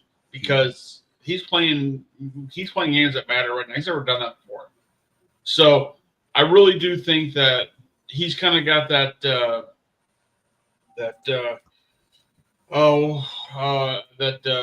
Darnold thing that happened last year going for him right now. New scenery, new team, and Darnold's doing pretty good in Seattle too. So clearly sometimes new scenery does help, and plus being out of that pressure cooker of New York does help. Look, I think it's going to be a close game because it's going to be in Pittsburgh, but that doesn't mean I think Pittsburgh's going to win. I think the Colts are going to win this thing. And, again, I know the Steelers will never fire a head coach during midseason, but I wonder just what that clock is looking like for Tomlin right now. Interesting. So that being said, I look at the Steelers as what Bryce has said. They're underachieving. And we could sit here and throw a lot of blame out there, but the players on the defensive side is not getting the job done. The defensive coordinator, what's his name there, Bryce? Terrell Austin. But really, the general consensus is this is Tomlin's defense. Right. But it's Terrell Austin. But that being said, that's not going to be the guy that's going to take the hit for as bad as they're playing. I'm glad you mentioned that, because that's the reason why. This is Tomlin's team, and this is Tomlin's defense. The problem with being the offensive coordinator, you're just the scapegoat on any kind of problems that they have. And whether or not it'll fall on Tomlin's shoulders will be on whether or not they recognize, and that's half of it, recognize what's going on. Tomlin needs to get a little bit more, get his feet a little dirty. He needs to be out there, and he needs to be the one that's going to be taking the responsibilities for these losses, especially as bad as the defense is playing. By the way, I don't think I've heard a lot from TJ Watt. What's going on with TJ Watt? Why is he not, really dominating as much as we saw him for the last 3 years, Bryce? We're just not seeing that right now. Now, I don't know if it's scheme. I don't know if it's coaching. I don't know if he's injured. I don't know all that stuff. But in order for the Pittsburgh Steelers to get a win, TJ Watt has to be dominant today. He's got an opportunity, but here's the problem. That offensive line for the Indianapolis Colts, dead on. They're looking good. And they're protecting a guy who we thought was washed up and ready to go, and now is looking like a Super Bowl MVP, and that being Daniel Jones. He's playing the way that the Giants wanted him to play for their football team. That's what's going on. Different, change the scenery, right, Cuervo? We talk about it all the time, right? Yeah. Sometimes it's all it takes. So that being said, I'm on the Colts. I think everybody will be on the Colts, just mainly. But this, like Bryce said, this is the game. If you're going to have a come to Jesus and you're the Pittsburgh Steelers, you better have it today. You're at home, by the way. You don't want to lose this game at home, for God's sake. Listen, it's not a long drive. Trip from Indianapolis to Pittsburgh, so there won't be any excuses for Indianapolis. What? Well, I think they fly, don't they? It does. I'm just saying, this is not a big trip for them. I don't give. I watch the Chargers, how they get out of a game when they're on the road. I don't care about. I'm just saying this is an easy trip, and this is a hop, skip, and a jump. So it's not like you're flying cross country here. It's just down the street. As far as travel is for the NFL. So that being said, I think if the Steelers are going to be that dominant team, I think they need to win by at least 10 points, and I just don't see it. I don't see them winning the game. But if they win, if they get out there to be dominant, they win by 10. To be what they are right now and going to be the same next week, I think you'll see that in a close game. But there's one thing that the Steelers do know how to do, is they know how to grind it. And, hey, they better grind it, because you don't want to see this. But their record right now is 4-3, right? Yeah, their record is 4-3. Yep. Yeah. So you can. I don't think going 4-4 is going to be good for this team, especially what month are we in? We're in November. This is when it gets real, guys. And we all know November starts the realness, and then it really gets real in December. So you got these 4 to 5 games in November to get it put together. Plus, they're making a run for the playoffs. And plus, look what's happening. Baltimore. I don't know if you've seen it, but Baltimore's schedule for the net. Look at this. It's insane. These are all wins. Okay, they're 2-5, and those are all wins. They'll be 7-5 by the end of that, and they'll be trying in reality to get back in with with the Pittsburgh Steelers. So they'll be in the conversation as far as playoffs concerned. I don't think you're right. So, and I missed that. So that being said, all right, it should be an interesting game. Now, how long we got you for, Bryce? We got you at the top of the hour or longer? Top of the hour. Yep. Top of the hour. Let's talk. The Dallas Cowboys are in action. Are they? And well, that being said, Monday night against the Kyler Murray-less Jacoby Brissett in the starting lineup, because they want to protect him in case they want to get that trade to get Murray out there. They don't want him to get hurt. I'm sorry, that's what's going on. They'll sugarcoat it all day long with this injury. That being said, I'll go ahead and go to the Podfather. Or do you want to wait, Podfather? Because I know sometimes you like to get other perspectives before you talk about your Dallas Cowboys. I know what I'm going to say, but I want to hear what they got to say first. Okay. I'll defer to the second half. Go ahead. All right. Well, to the fourth quarter. All right. So fine. So that being said, Cuervo, what's your take upon the Dallas Cowboys and the Arizona Cardinals? Jacoby Brissett. Listen, say whatever you want. He's not a starting quarter. I love me some Jacoby Brissett. You want to know why? Because he plays to what he is, which is a backup quarterback. And he does very well at that backup position almost every time he goes out there and does it. He's got the ball downfield, which, even though Bryce doesn't want to hear this, he's getting the ball downfield, which Kyler Murray has never done in reality. He's getting that ball downfield more than Kyler Murray has all season long, just in this few games. So that being said, what's your take up on this game there this week there, Cuervo? Yeah, I mean, honestly, for me, there's not a lot with this game. I mean, this is two teams that have struggled for the most part this year so far. Kyler Murray's not playing. There's speculation on, is he how injured is he? Versus are they just sitting him out, like you said, to try and trade him, before Tuesday's deadline? I don't know who's going to want him, but I'm sure I can name three teams right now that want him. Three teams right now want him. And I'm sure the Jaguars are one of them. So anyway. The Saints, the Panthers, and Jets. Saints, Panthers, Jets want him. I would say no to the Saints. Probably the Jets. If I only had to choose from those three teams, I'd say the Jets are probably most likely to want to go after him.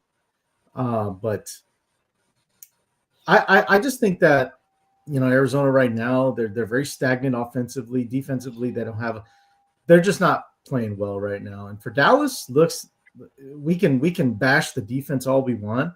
That offense is pretty good. So to me, I think I think Dallas wins, and I don't think it's going to be that tough of a game for them. I like the Cowboys kind of in a big win tomorrow. I think they handle business. Bryce, in Brooklyn, what's your take up on Arizona getting opportunity to get a win? Do you have enough to make that stretch to pick the Arizona Cardinals this week with as well as Jacoby? By the way, just to throw this out, Jacoby Brissett has been playing some good football at the quarterback position for the last 3 weeks. Okay. All right, so compared to Kyler Murray, he's been 10 times better than he has been all season long. So, and I get to throw that out. Those are facts, even though I get to throw it on the fact I don't like him very much, but those are facts. So because he's been injured, because Kyler's been injured. Yep. So Cuervo is right. The Cowboy offense is top 5 offense in the league. Mm-hmm. Their quarterback is Dylan. I mean, I give Dak all of the credit in the world. I don't know. This game, I think, is going to be a wild one because I don't know if the Cardinals have enough to stop them at all. Unfortunately, the Cowboy defense, I don't think it doesn't matter who's on offense, can't stop anyone. They are probably one of the worst defenses we've seen in the last 10 years. Wow. They're pitiful. Between them and the Bengals, it's pitiful. And I mean, their owner obviously doesn't care. I mean, we saw the comments that came out this week. He's making it. He's become more emboldened to show he doesn't care. As long as the money's coming in and we're good, we'll be okay. I'll figure it out and go play. He embarrassed himself. You're right. He always does. I mean, he's an embarrassment. Mm-hmm. Oh, that's true too.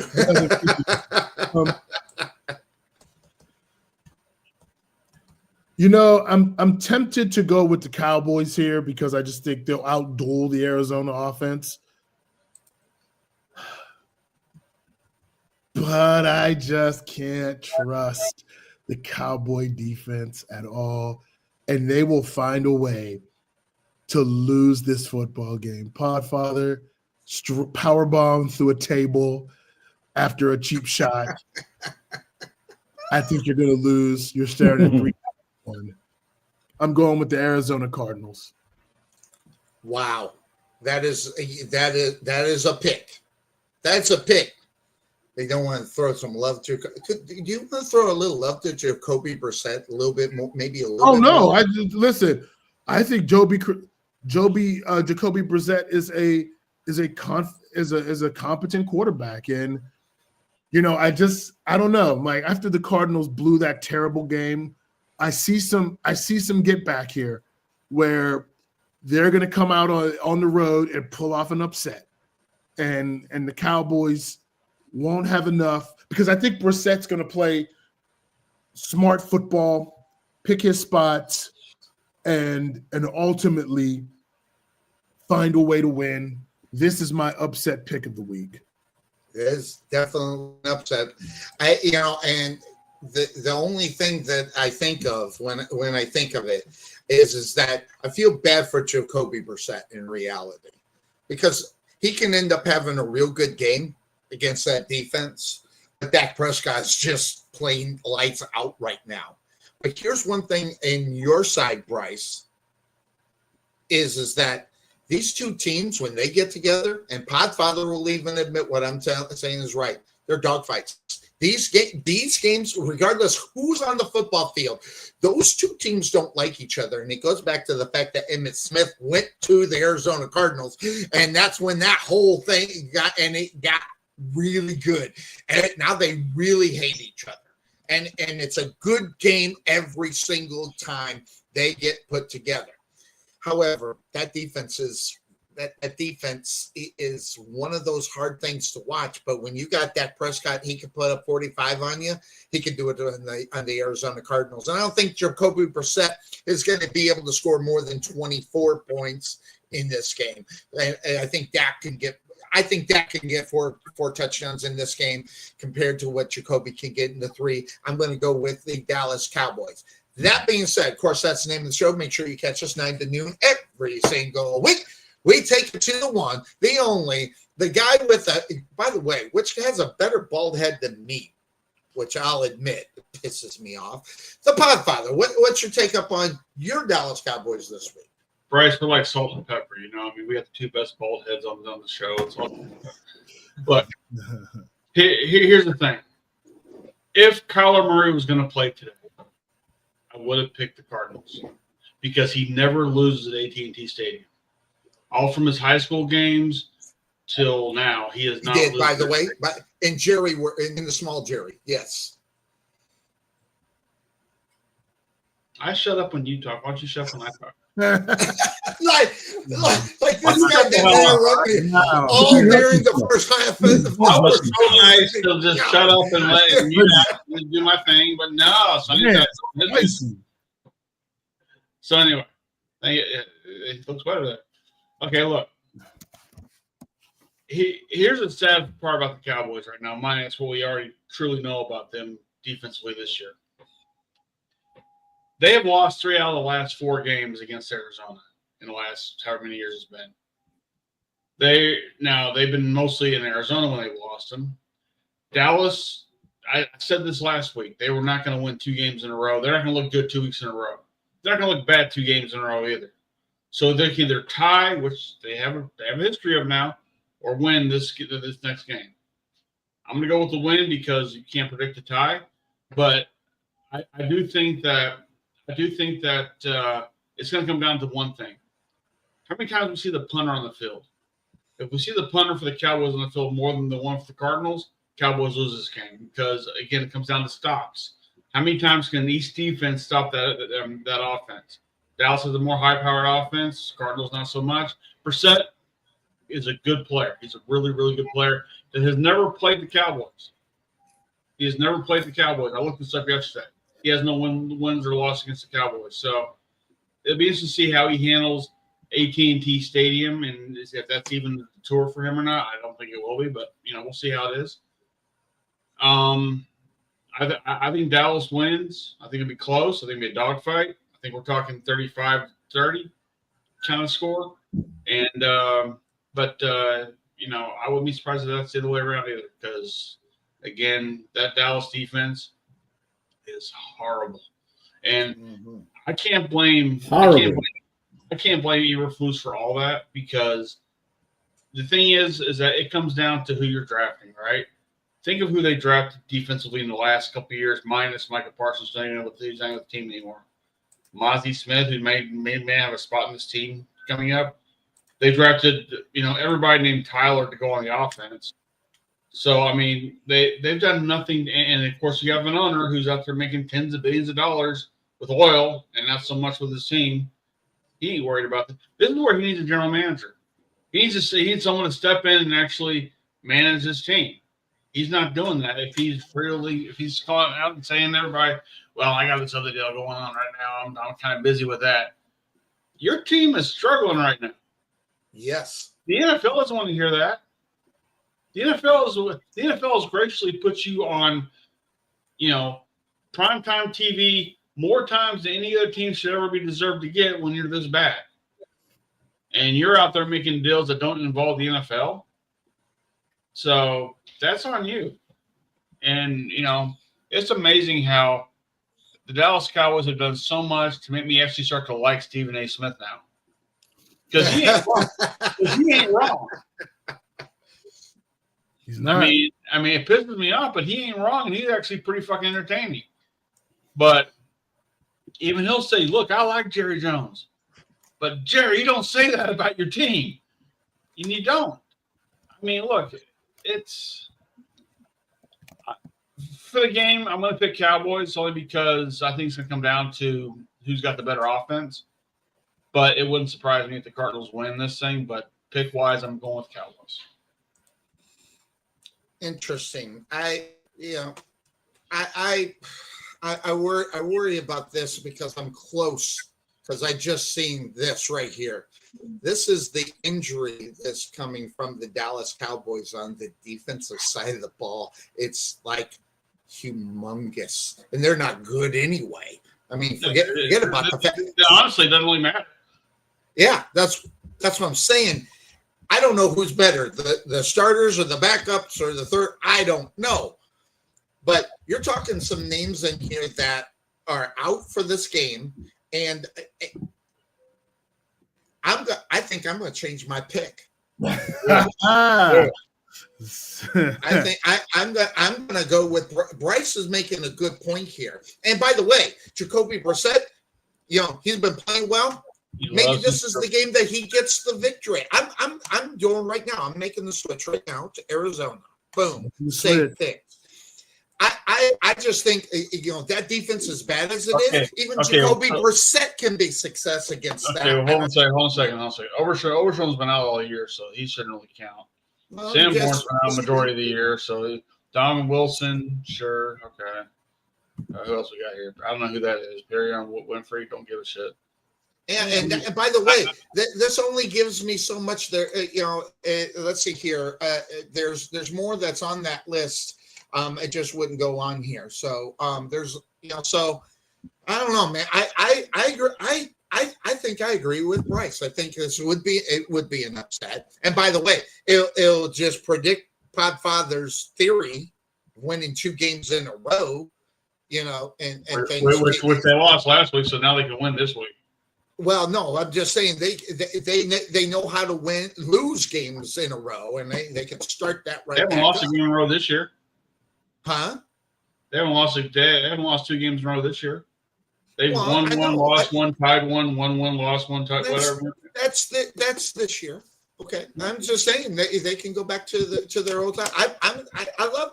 Well, they time when Super Bowl too. They're not going to do that either. So you know. I mean, all right. I mean, wonderful. Let's be honest here. I mean, come on. We know who this team is. That being said, of course, that's the name of the show. I'm going to take it down to Bryce because he's bailing at the beginning of the next hour. Pick the game that you want to talk about on the way out there, Bryce, in Brooklyn.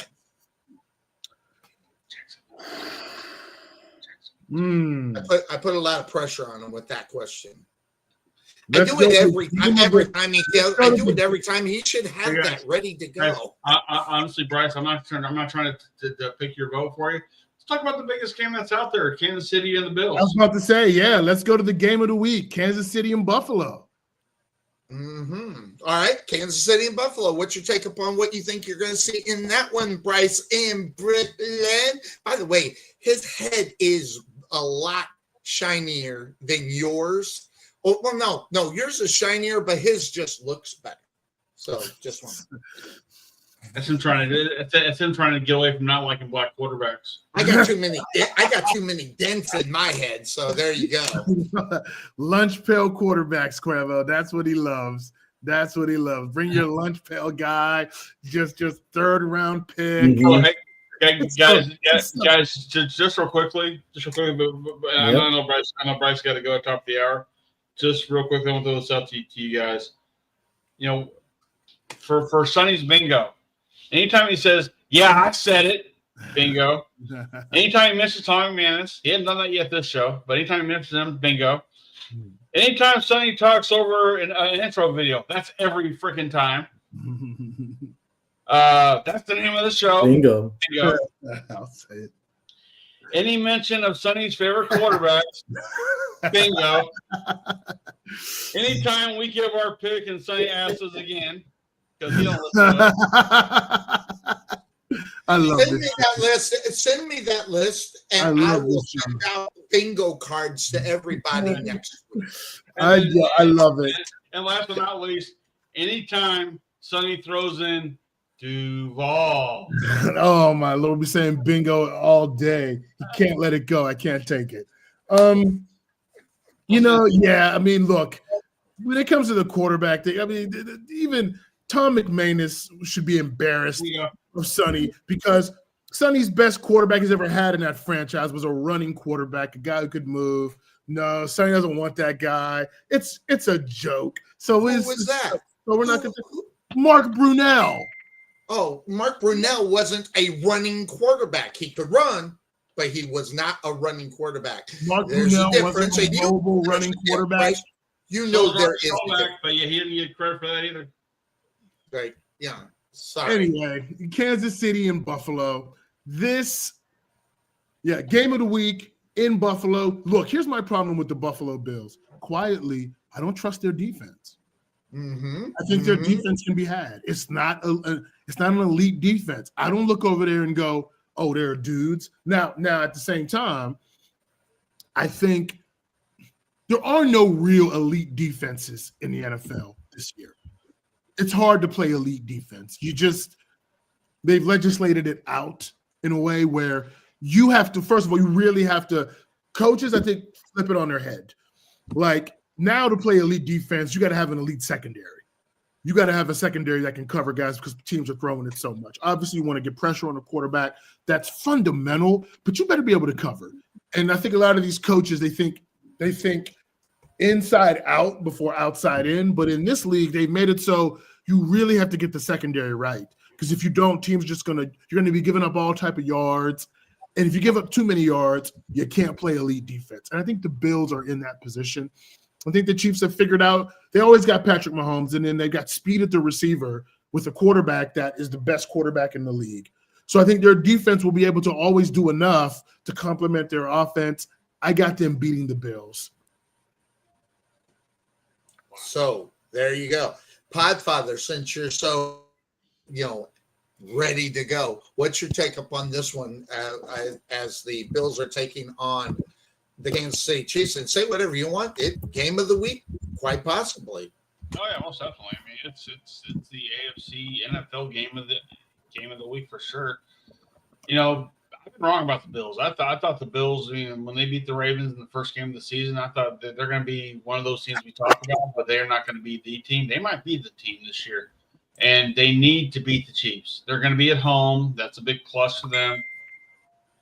Kansas City is beatable. Now, Kansas City's kind of turned over a new leaf right now, and they're playing pretty lights out. I give them credit where credit's due, but every once in a while you get brought back down to earth a little bit.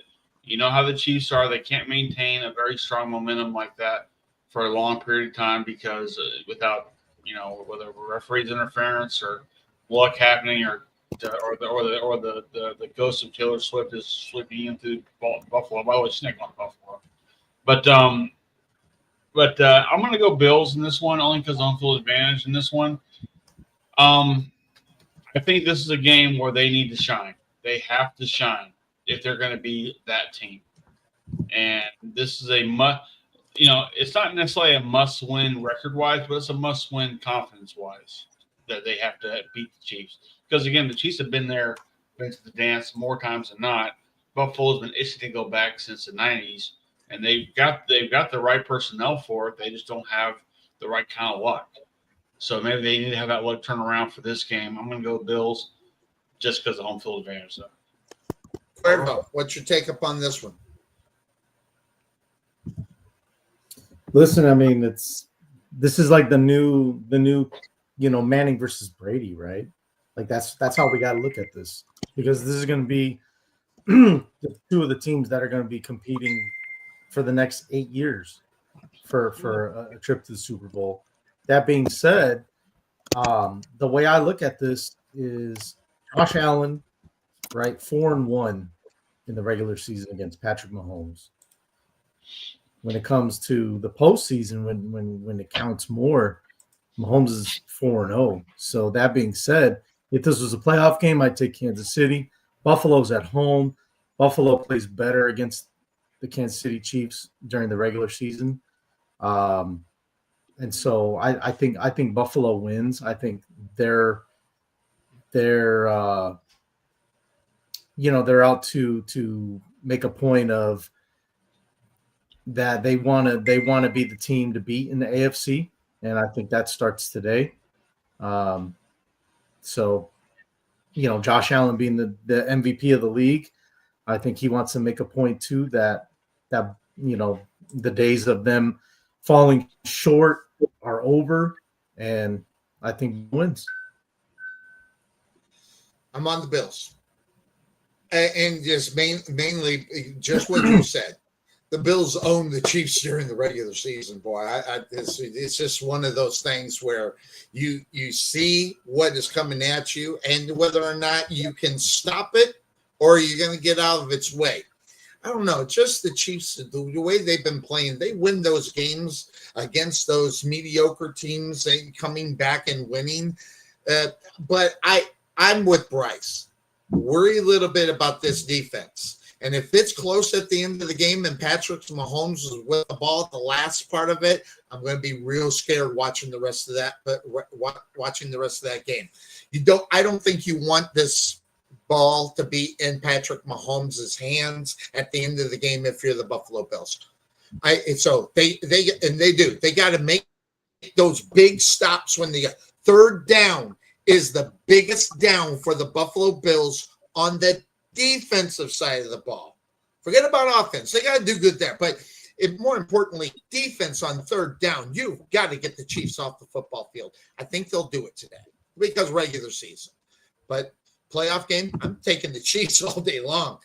Week 9 of the NFL when it don't really matter. That's kind of the way I'm going to look at it. So I'm going to go Buffalo Bills in this one. So, wow, you're riding the storm out on 2 games like there, Bryce. I'm going to be riding up on one.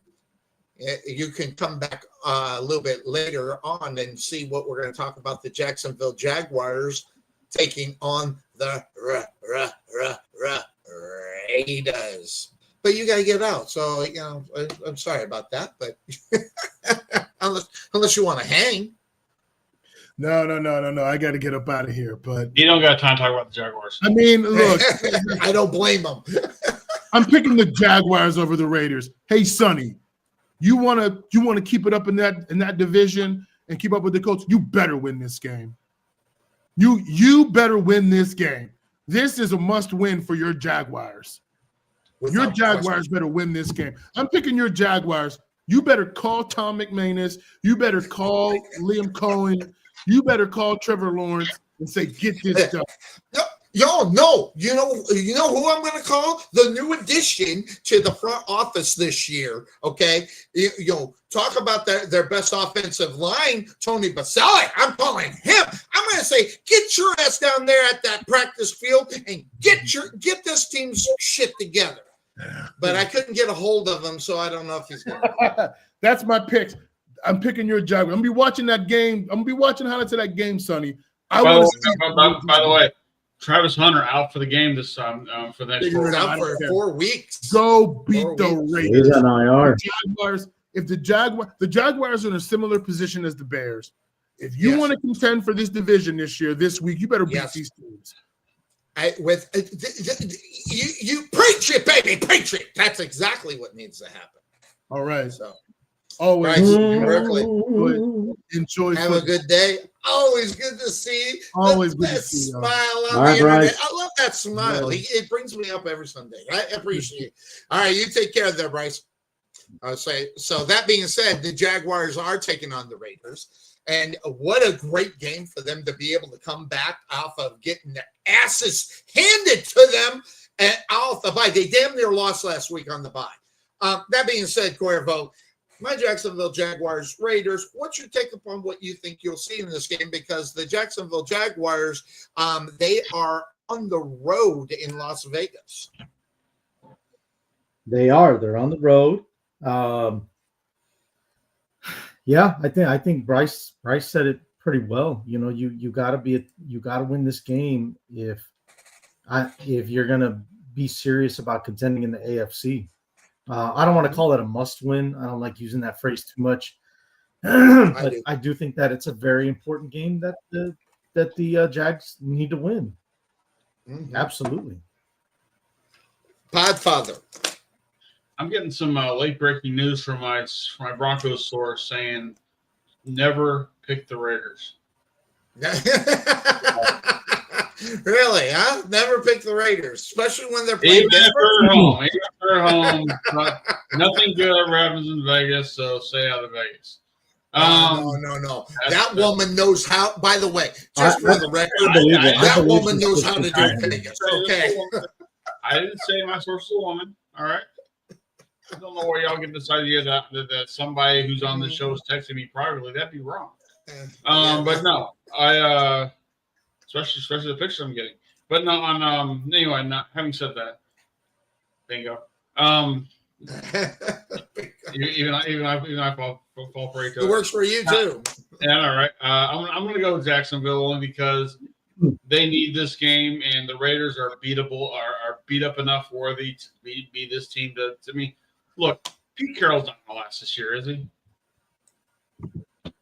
Well, does Pete I don't Carroll think they should have hired him in the first place. Does he survive the final game of the season?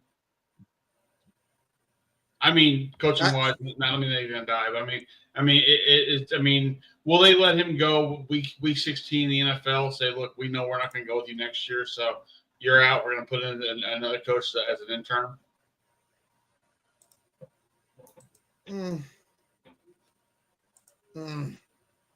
I don't know. I mean, will Tom Brady make that call? Well, I think Tom Brady. By the way, if you watched him about this game. If you watch what he said about this game, the Raiders are going to win this game. I hate when Tom Brady says it. Oh, no. Tom Brady. I listen to this guy. I don't know. And even though he's the owner of the Raiders, I still listen to this guy. But I don't. We're talking the Raiders quarterbacks, okay? Okay, is Geno Smith and Kenny Pickett. Okay, so it's not great, no. It's nothing to write home to mama about. It is sad when the best quarterback of the Raiders is doing play-by-play for somebody else's game. And is over the hill and retired, But he can play a hell of a lot better than the two quarterbacks he currently have. Boy, the two, and here's the thing. Bryce was not wrong, by the way. Okay, I came this close to picking the Raiders, and you went. And by the way, I think they lose today, but the points, I think everybody's going to be on the Jaguars. I don't want to lose the point, but I think the Jaguars are going to lose this game. I really do. I think they're going to lose this game because they don't know how to show up. They don't know how to do it. They're in Vegas, so they're not on a business trip. They're on a vacation, just like they were 2 weeks ago when they were over the seas and doing what they were doing. Then pick the Raiders. No. Don't be a wuss. Pick the Raiders. No. I'm going to be on. Everybody's going to be on the Jaguars. Go Raiders! Come on, go Raiders! Come on, go Raiders! Hey, listen, Raiders. next week. By the way, next week if they lose this game, here I'll just say it now. If they lose this game, they're not going to make the playoffs at all. This game is, you want to talk about We're mocking Sonny. Don't go there. What is it? We're mocking Sonny. We're just mocking Sonny. Oh, her dad wants things. Of course. Yes. There's your proof right there. I knew it. I knew it. I knew there was something going on. I just, I was way ahead of it. But the Jaguars, by the way, I'm telling you right now, this is a must win for the Jacksonville Jaguars. And by the way, if they lose this game, Sonny? Say again? You know what though? Now I know how to get her attention during the show. If I need her for something, now I know how to get her attention. There you go.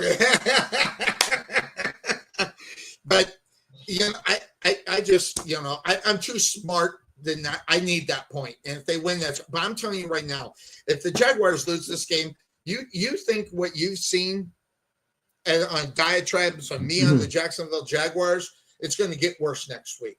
By the way, if you watch Tom McManus, bingo, he is telling you that he's going to be the same way I'm going to be next week, okay, if they lose this football game. By the way, he was in Vegas if he's not still there. He's in Vegas right now, which I wish I could. First of all, I wish I would have known he was going a little bit longer earlier, because I would love to actually go and actually meet the guy for once. But that being said, the Jaguars are in must win, and they're just going to show what kind of football team they have always been if they lose this football game. They got a lot of talk about them, and they got nothing to back up the talk. And that's what's going to happen today. I think the Raiders win, but I'm gonna take the point because everybody's going to be on the Jaguars. But I don't think the Jaguars know how to be ready for the biggest game of the season. And this is what it is. Cuervo, the biggest game of the Jacksonville Jaguars season was a couple of weeks ago when they took on the Kansas City Chiefs. This is the second biggest game of the season because it's going to make or break where they're going to be for their future against this football team. They're so god awful. If they lose this game, they're never going to make the playoffs if you can't beat the freaking Raiders with what? Who's going to start this game? Is it going to be Geno Smith or is it going to be Kenny Pickett? I don't even know who's starting. So, because I heard they were pulling at Geno. one point. I heard they were. So they are going to start Geno. I heard they were going to pull him. So, but that I think that gives them a better chance. I think that gives them the Raiders a better chance of winning this game. But no, I'm going to pick the Jaguars, but I think they're going to lose the game. I really am, because they're not a professional football team. They're not a professional football. No, I'm not going to do that. I'm too smart. I need the point. I'm behind Joe Boo's voodoo, for God's sake. I'm 4 behind it. I'm not going to do that. I'm trying to win this thing, So, but that being said, I don't think the Jaguars win this game. I just don't. Now, and if they win, I want to see how they win the game, because I'm going to go back. I'm going to watch that whole game. And we only get a little bit of it on Red Zone, right? But I'm going to go back and I'm going to watch the whole game. Let's see what they do. So, that being said. Huh? Let me ask you a question, Sonny. I want to ask you a question about your Jaguars. Okay. So I do think they're going to win. I do think that, because both teams, if I'm not mistaken, were on the bye week last week. So both teams are nice and rested. Here's the difference, though. the Jaguars, aren't they coming off a win after their bye week? Or No, did they got lose? their asses handed to them in London. That's why I said they went on. They didn't go on a business trip. They went on vacation, and now they're in Vegas. I mean, come on, what happens in Vegas stays in Vegas. Is it a business trip or is it another vacation? So they got 3 weeks of vacation. So all right, all right, then scratch that. Then they didn't win. Okay, they both got their asses handed to them in a game prior to their bye weeks, right? Yes. Now here's the thing. So there's there's a difference in the offense with the Jaguars. And my question to you is Travis Hunter being out a good thing? Now, what I mean by that is it's kind of like part of what the Bears' problem is. One of the many criticisms that people have, Bear fans, Bear analysts, whatever. Caleb Williams locks in on Rome Odunze, right? And he stares him down in play. I haven't watched enough Jaguar football to know the answer to this.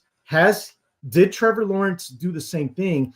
Was he locking in on Travis Hunter? And now that he's not playing, does it open it up more for guys like Brian Thomas Jr.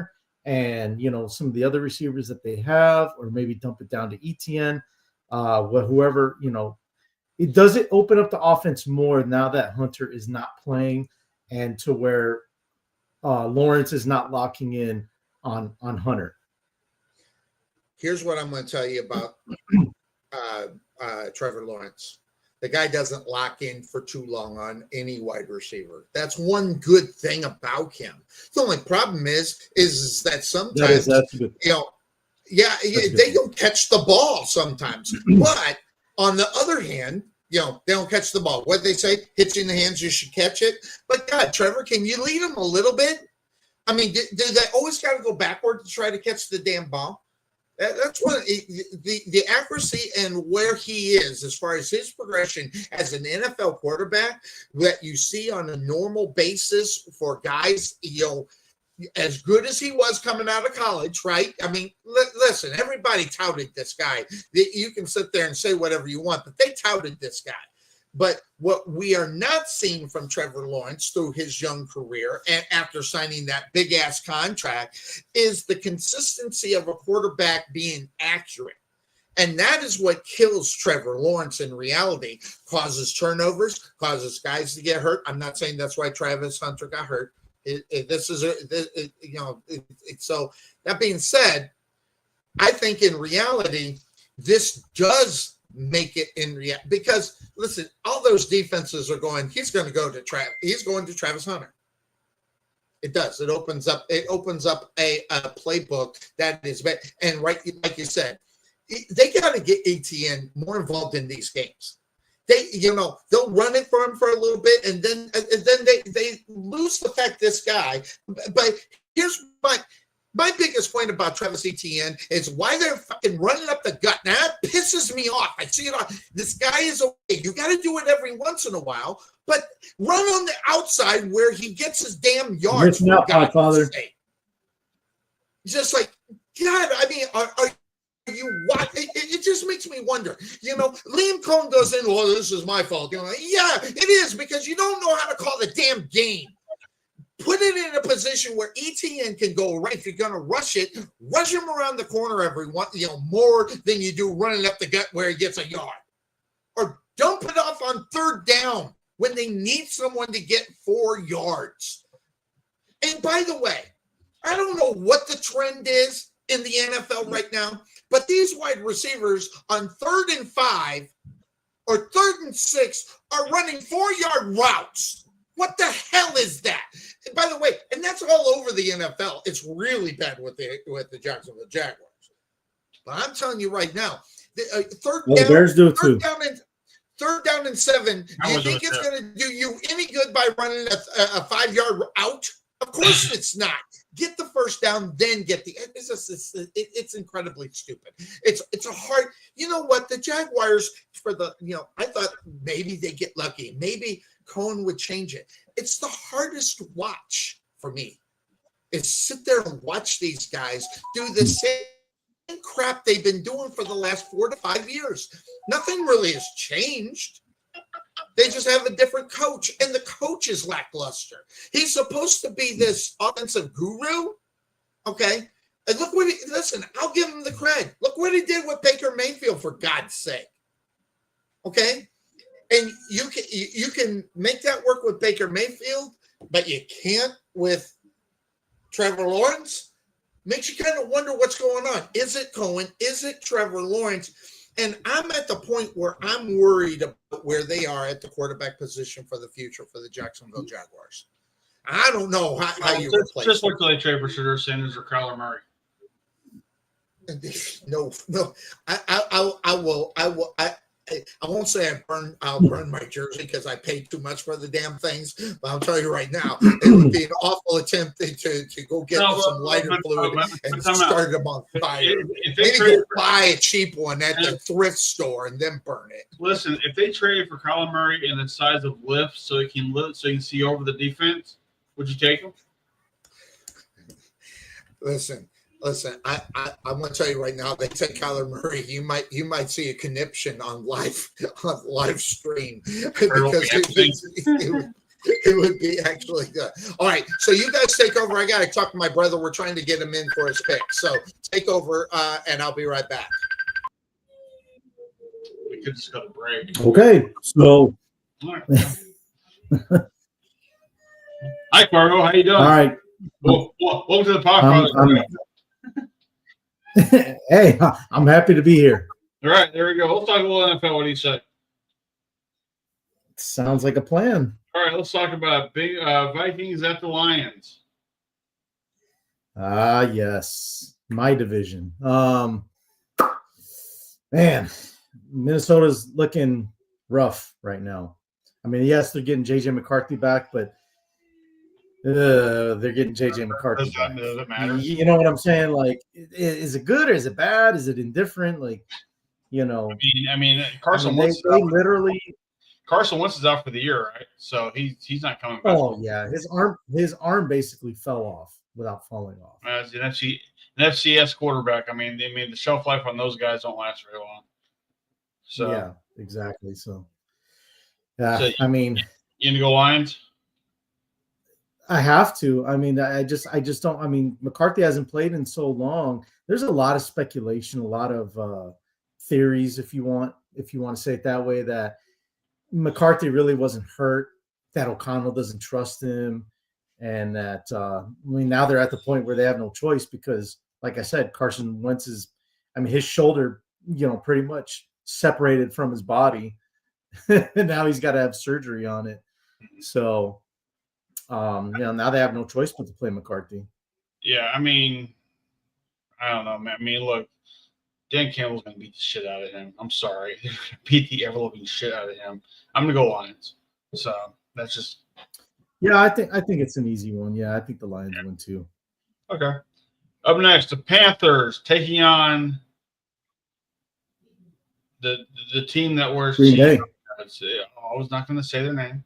But them who shall not be named. And the team that shall not be named. Listen, we talked about who's the dominant defense in the league this year. It should have been the Packers. I'm sorry, it should have been the Packers. They're playing okay. Mm-hmm. The Panthers, they're still the Panthers. I mean, Bryce Young's back, I think, for this game. Not that matters. They're playing in Green Bay. That's never a good thing for anybody going into Green Bay. You know that for a fact. So give me the Cheeseheads. How about you?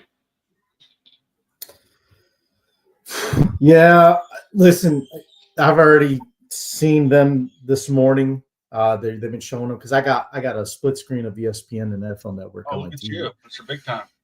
They're going 1920s uniform today, which I can tolerate a little bit more than what they normally wear.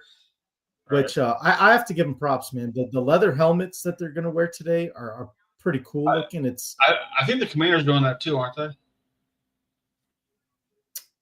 I don't know. Yeah, I don't know about Yes, that. But I saw where they're wearing the old Redskins style jerseys, but then I've also heard about yes, yeah, I've heard about that. So I'm hitting yeah, but miss they're with the jersey stuff though. I mean, I'm hitting miss with a lot of this stuff. I can like it, but I don't like it. You know, I mean, I'm a traditionalist, I guess, but not in the sense of I want to see how it was back in the 20s. yeah. I wasn't. Well, I mean, they're not wearing actual leather helmets. I'm Oh, I saying know. like the helmets that they got, it's got the leather design. Right. So I mean, but they're wearing like blue with like shit brown pants. So Right. That's cool. I mean, whatever. But yeah, Carolina's going to go down today. I agree. Okay, up next, the Chargers at the Titans. Should we just count down to 3 and just name our team? 3, 2, 1. Chargers. Sure. Chargers. Chargers. Look, I still don't believe in them. I mean, I'm sorry. I don't think they're that great, but I think they're way better than the Titans. I think everybody outside that window is better than the Titans right now, including the Cowboys was just saying something. I mean, even the quarterback said their ass. So there you go. That sums it up right there. I mean, that's either a hit or a miss for that team. The Falcons at the Patriots. This is an interesting game, Podfather. You know, because and I don't want to hear about, we're going back to the Super Bowl when Brady beat them after 23. No, listen. It's a different team. They have improved a lot faster than I think a lot of people thought they would. But then you got the Falcons, who is Sonny's guy playing quarterback today, or is Penix? I think he is, because isn't Kirk Cousins on his way to Minnesota? What? I've heard that. The possibility that Kirk Cousins might be going back to Minnesota when trade deadline hits, so they're not going to start him. No kidding. No, I have not heard that personally. Yeah, I mean, I'm not saying you're wrong. I'm just saying I have not heard that. I mean, crazy. It's a trade that would make sense because Kirk Cousins knows Minnesota. I mean, not that he knows that particular team, but he knows Minnesota enough to where they know they're going to get an experienced quarterback in. And let's face it, who do they got? So they got a young quarterback who needs to learn. So. But here's the part that doesn't make sense. If that is true, and if the Vikings do that, think about it. The Vikings let him go. Why? Because they didn't want to pay him anymore, right? But then you're going to turn around and you're going to trade for him with the contract that the Falcons gave him? It depends how much the Falcons are going to pay off on that, though. If the Falcons are going to pay off 75% of that contract, and they pick him up for pennies on the dollar, that's one way to do it. And that's going to be the part that makes or breaks that deal. It's not about getting compensation as far as draft picks. All the Falcons are going to get a 3rd rounder, 4th rounder, 5th round. It ain't about that. That part can be negotiated easily. I think the hard part is going to be, okay, hey, Minnesota, how much of this contract are you going to be willing to take on? Oh, okay. Well, we'll take on $35 million. Oh, no, we need you to take more than that. Yeah. Nope, we're not doing it. Okay, well, what about the 39 million? It's just going to go back and forth when it comes to the contract part of who's paying what. And time's ticking too, so that's the thing. Right, you got till Tuesday afternoon. Yeah. Otherwise, Kyler Murray might be making a trip to Minnesota. You never know. Anyway, right. Yeah, I'm gonna go Patriots on this. I know it's gonna be a tough game. I think the Falcons are gonna give him a battle. But I think their quarterback's too inexperienced right now. Way too inexperienced. Yeah. Looking at Penix, actually, he looks like he's going to play. Full participation in practice, it says. So I almost want to take the Falcons. And do it. Come on, do it. Come on. We all can't be pro. Do it. Come on. Do it. No, you want to. What are you waiting for? What are you waiting for? Do it. Come on. It's not the Raiders. Come on, you got this. Yeah, that's true. I don't know. Just New England at home. That's what's getting me. New England, it's getting colder up there. It's not. I mean, okay. Correct me if I'm wrong. Atlanta does not play in a dome anymore, do they? Or do they? Yeah, they do. They do. They still play in a dome. Okay, so obviously outside conditions are going to hamper the Falcons, if there's any to begin with. I have no idea. Now the weather report with me. Hmm. Well, they just showed Stephon Diggs warming up, and it looks sunny, but I don't know how cold it is up there in that area at the moment. 30 probably now. Yeah. I don't know, man. That's a toss up for me. For me, it's a toss up. Okay, well, flip a coin. If you go on flip and flip your sports sports couch your couch potato sports show coin. See what you get. I don't have a quarter like that. Well, I don't have. But that I'll might tell be you a what, good thing that you don't. in the pick'em, I picked the Patriots when Okay. I did my picks on my phone. So You gonna stick with it? I'll stick with the Patriots. Okay, I'm with the Patriots too. Okay, the 49ers at the New York Football Giants. Scalaboo is gone. Scadaboo's gone, and we saw how different that the offense looked without him. And boy, Jackson Dart was defeated after that happened. He was on the verge of tears. Yeah. So I mean, prayers for him though, man. Like that's a bad injury. That will look awful. You never wish that on anybody. no, it was damn near Joe Theismann like. The whole thing like, can he come back from that? I'm sure he will because medical science has changed since 1986. But still, Right. yeah, that was bad. As beat up as the Niners are, they're still the 49ers, and they found a way to win with these backups now that they couldn't do last year. And the Giants, being at home might help the Giants a little bit, but not enough for me to want to sit there and think that Purdy and company can't get the job. Or is it Mac Jones? I have no idea. Either way, both quarterbacks are kind of 1A and 1B right now. Mac Jones is kind of he's got the heart and soul of that team going right now, and that's why he got the contract. So good for him. And I'm gonna go Niners. Yeah, I picked the Niners to win as well. I just think that like I said, or we both mentioned it, the Giants, that piece of them not having Scadaboo, I think it really takes a big part. And it's no disrespect to their backup Tracy. He's just not. He's not Scadaboo. Yeah, from a talent standpoint, I think they're kind of even. I think they bring a little bit different. That personality he brings. It's that energy. It's the energy. The energy that Scadaboo brought is what is missing in New York now. Yeah, and he played for Arizona State last year.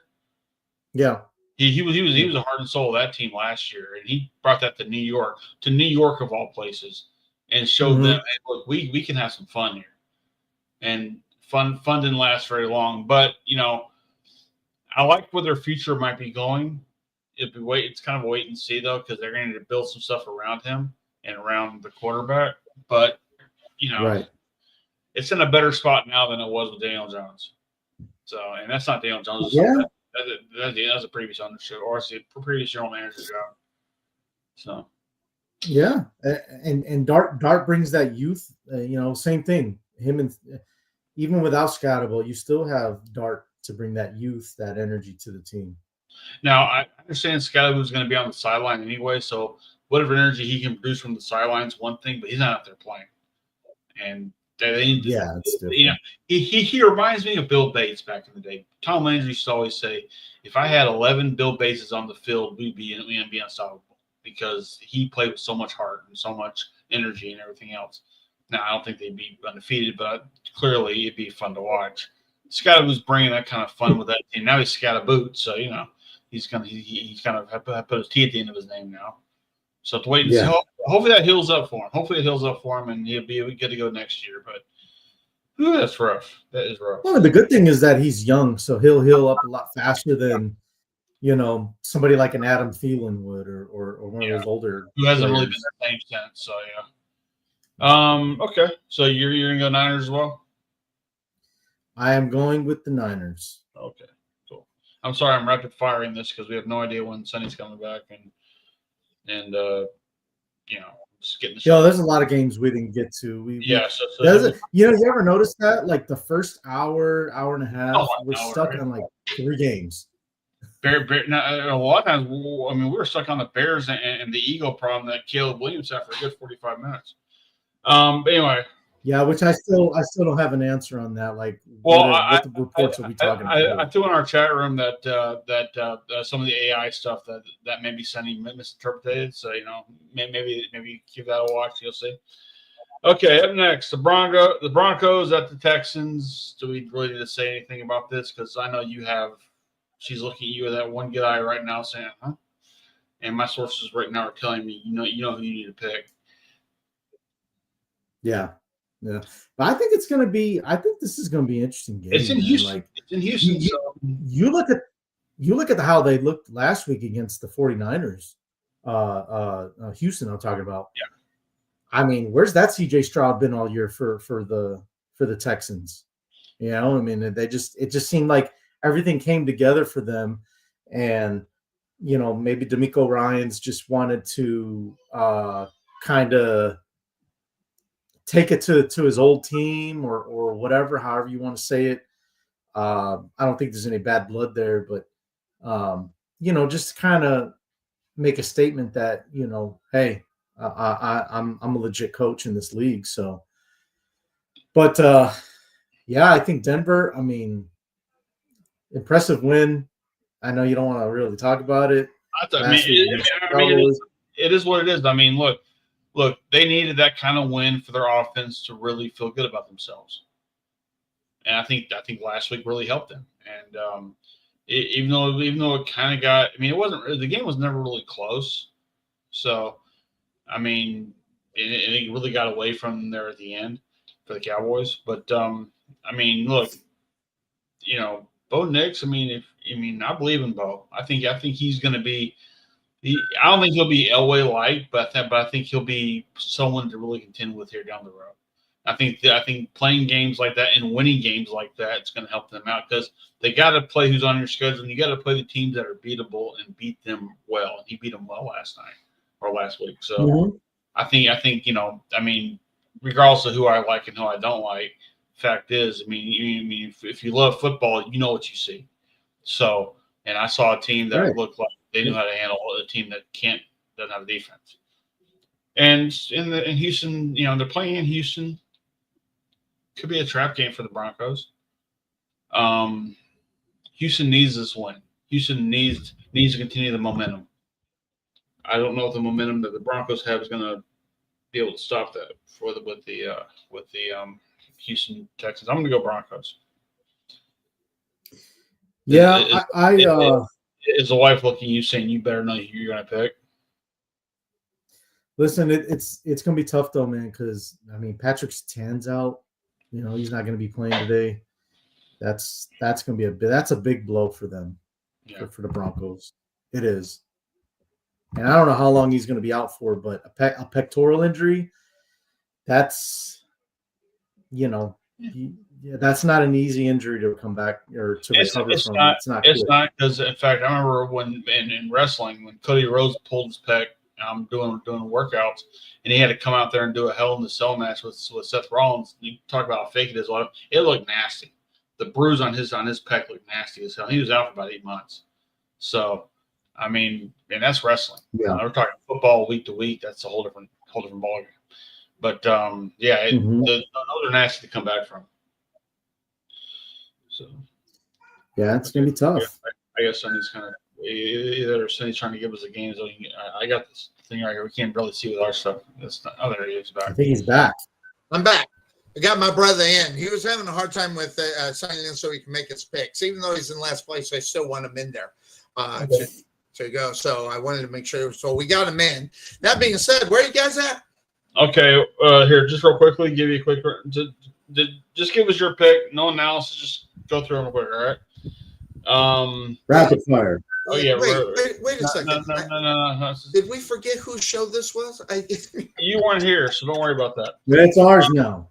Yeah. We took it over from you, pal. All right. Vikings at the Lions. Well, that one's easy. I'm going Lions in that game. Yeah. Okay. Panthers at the Packers. Green Bay, definitely. Nothing Okay. much to say. The Chargers at the Titans. Nothing much to say. Going to the Chargers.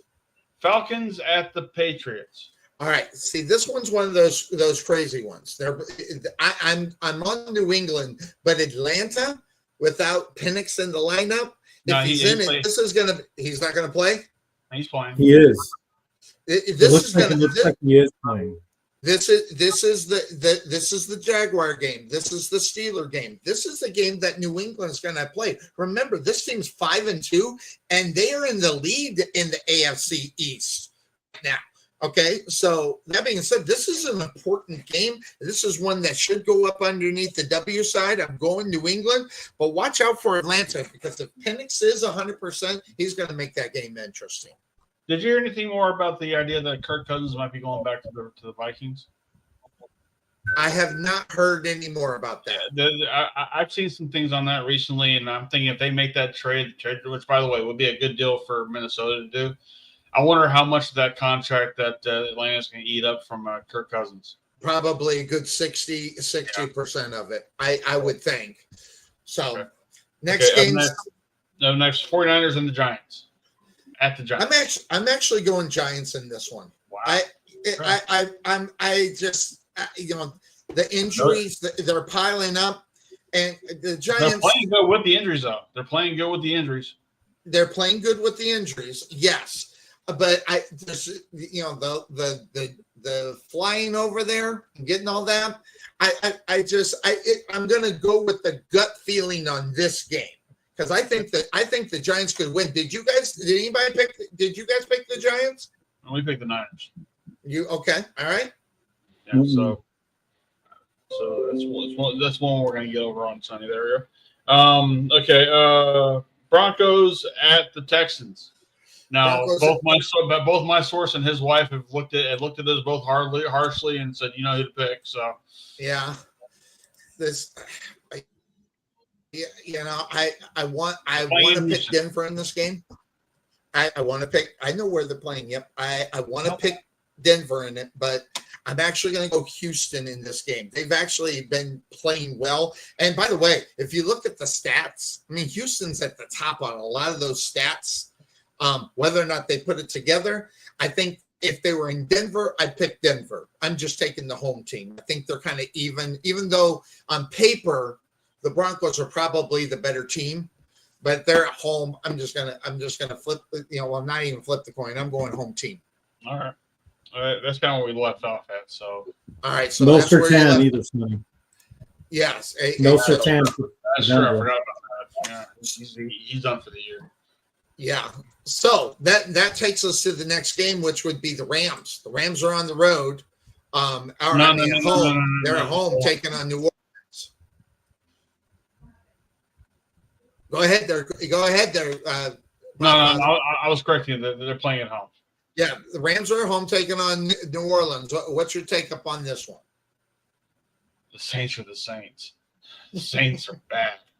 The Saints need a quarterback. They need some. Now I heard Desmond Ritter is being benched now, right? So they got their backup or whoever. Yeah, a guy I never have heard of. I'm going to be honest. I don't watch college football enough to know who he might be, but I never even heard of this dude.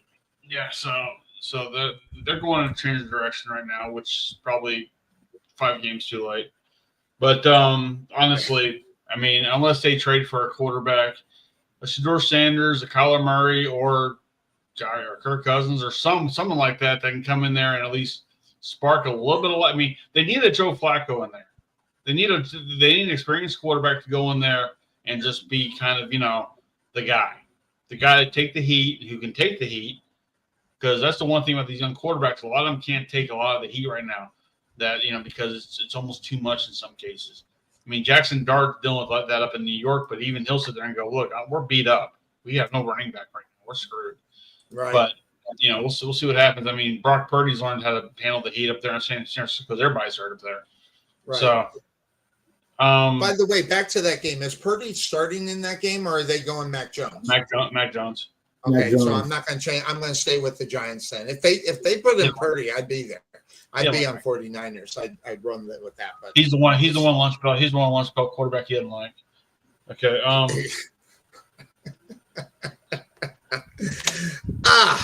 right. Yeah, So I'm going Rams. Cuervo, what you got?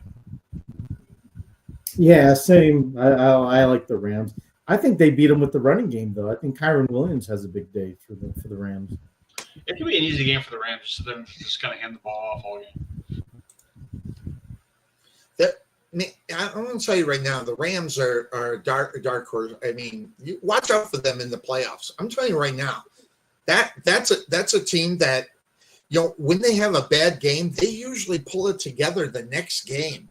And even on the bad game, sometimes they win that bad game when they play bad.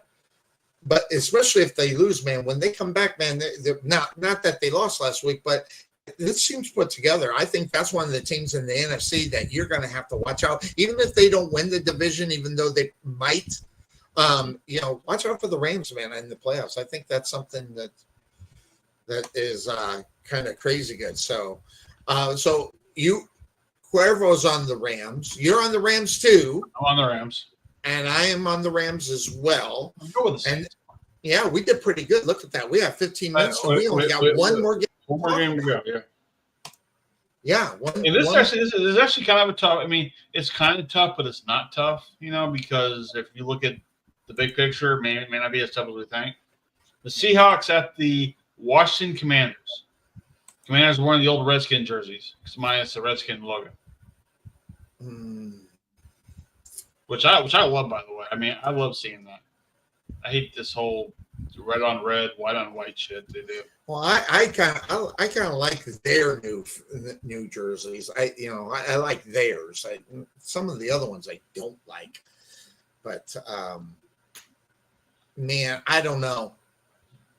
I hate this game because, like you said, this is one that can go either way. I'm going to go with the home team, the better team. Is Jaden Daniels playing in this one, Cuervo?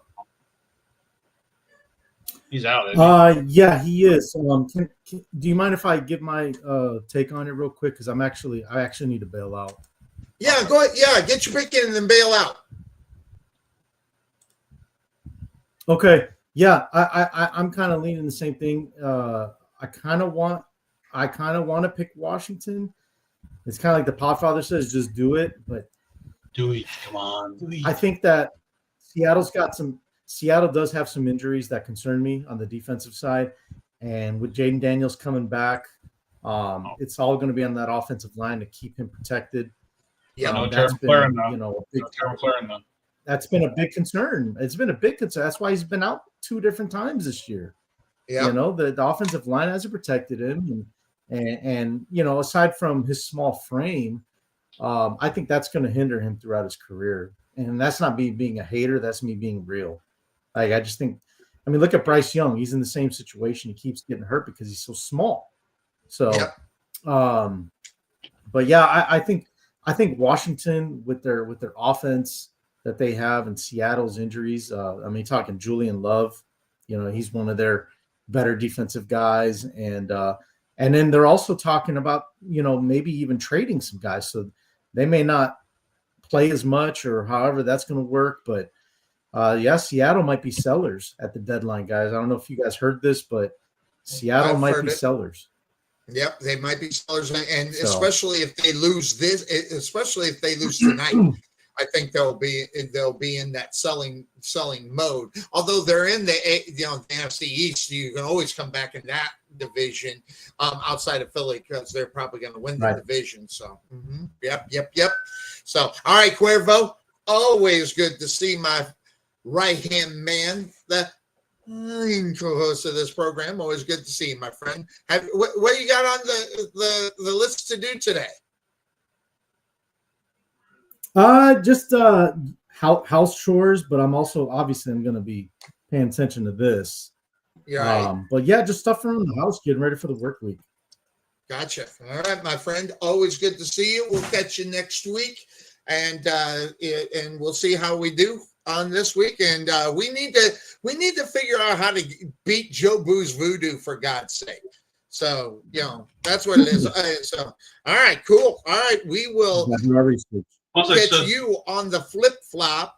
And as one goes out, one comes in. It is the boss. How you doing, boss? All right, guys. Hey, Have a good man, rest of the I show. thought Halloween was over, man.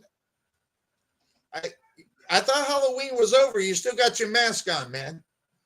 There, do I look better now? All right, leave more. So he's in. By the way, you get your picks in finally. In by the fucking hair of my teeth. God damn it! My biggest complaint about computers: if it ain't broke, don't fucking fix it. Well, yeah, that's just not the way it works today. Yeah, I know, but I'm 64 years old. I can barely fucking pee. You need a T-shirt that says that. Man, I'm telling you, folks. Yep, this day and age. I'm telling you right now. I guess that's one way to keep people from going fucking batty is to make them think all the time. Yeah. Well, let's do that. Let's make you think. We got 10 more minutes left to go in the show. Let's find out who you got on the pick. Chicago's taking on Cincinnati. Who I you would got? take it to my page, but the fucker's broke. So, all right. So pick them. Chicago, Cincinnati. Who you got? Cincinnati. You got Cincy. All right. So he's on the Joe Flacco train. Detroit at home. Detroit, against that's Minnesota. a no-brainer. Detroit. Green Bay at Carolina, Carolina's Green Bay. at Green Bay. All right. Green The Bay. Chargers at Tennessee. I'm going to pick Tennessee on that one. Yeah, I know. All right. New England's at home taking on the Atlanta Falcons. New England. All right. San Francisco and the Giants. You get San Francisco. Man, am I going to be on an island on this game? My God. You are. Indianapolis in Pittsburgh. I picked Pittsburgh. Pittsburgh. All right. So we're going to be back and forth in this one. I love it. Denver is in Houston. Denver. Denver Broncos. We got some man. Jacksonville at the Raiders. Las Vegas. The Raiders. You got the Raiders? Man, Yeah. See, he picked the Raiders. You could have done that too. I've been this well. No offense against my brother, I'm a little bit further ahead in the standings. I think that so. Just so you know, Dennis, I picked the Jaguars because everybody, but maybe you are going to pick them, so I don't want to lose that point. But I think the Jaguars are going to lose today. I really do. They don't know how to go on business trips. They go on vacation. They've been on vacation and this week in Vegas. They're not going to take it serious. They're going to lose that game. You just watch. It's just the way I see it. But the Rams at home against the Saints. Well, that's a no-brainer. The Rams. All right. The big game in Buffalo, the Chiefs against the Bills. That's a hard one to pick, I think. I think it is too. But I'm going to go with the Red. You're going to go with who? Kansas City. The red, because Buffalo's got some red. All right. And Washington at home. There's no doubt about that. That's probably the hardest pick of the day right there. Oh, that one's going to be a mixture. When we get to that game, that'll be a mixture. So, Washington at home taking on Seattle. Seattle. I want Seattle too on that one. Yeah, I'm on Washington on that one. We'll find out. Arizona's on the road taking on the Dallas Cowboys on Monday Night Football. I'm going to take Dallas on that because is Numbnuts back? Numbnuts is not going to be back. That's why they got a chance of winning. But honestly, though, Kyler Murray never loses in AT&T Stadium. So they had a better chance with him as their quarterback because he's beating the Cowboys every time he's played them. So, but he ain't playing this game. We got Brissett's never played the Cowboys. So, interestingly enough, so that's what we did. We wrapped it up. We had a ball at the beginning of this show. Nice. By the way, people actually think we hate each other, Podfather. We do. Fucking hate you. I know. It's just like, yeah, if I get a chance to pile drive your ass one day, I'll do it. Matter of fact, Never happened. I'm going to get my people on that one to see if we I can got get a a big video fucking of picture of this. I really do. it. And I got my people working on our new You poster. should be in amateur wrestling if you're going to do that shit.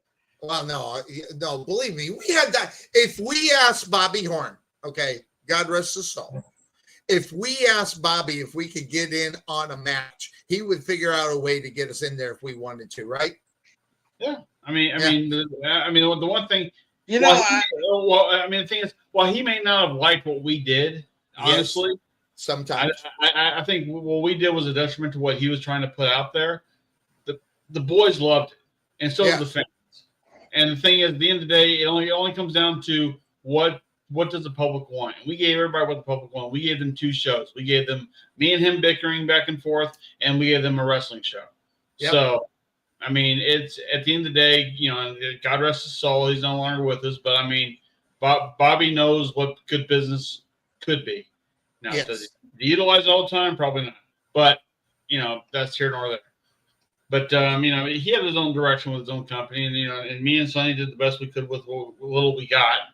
And because we get to the match, we get to the show not knowing what the matches were, who's wrestling, who these new people were coming in. We had no idea who their names were sometimes. Yeah, and we're trying to make it. We're trying to wing it as best we could.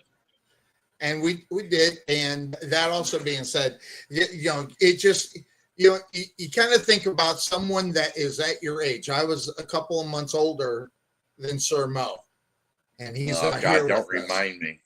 Yeah, I got a birthday coming up in 2 weeks.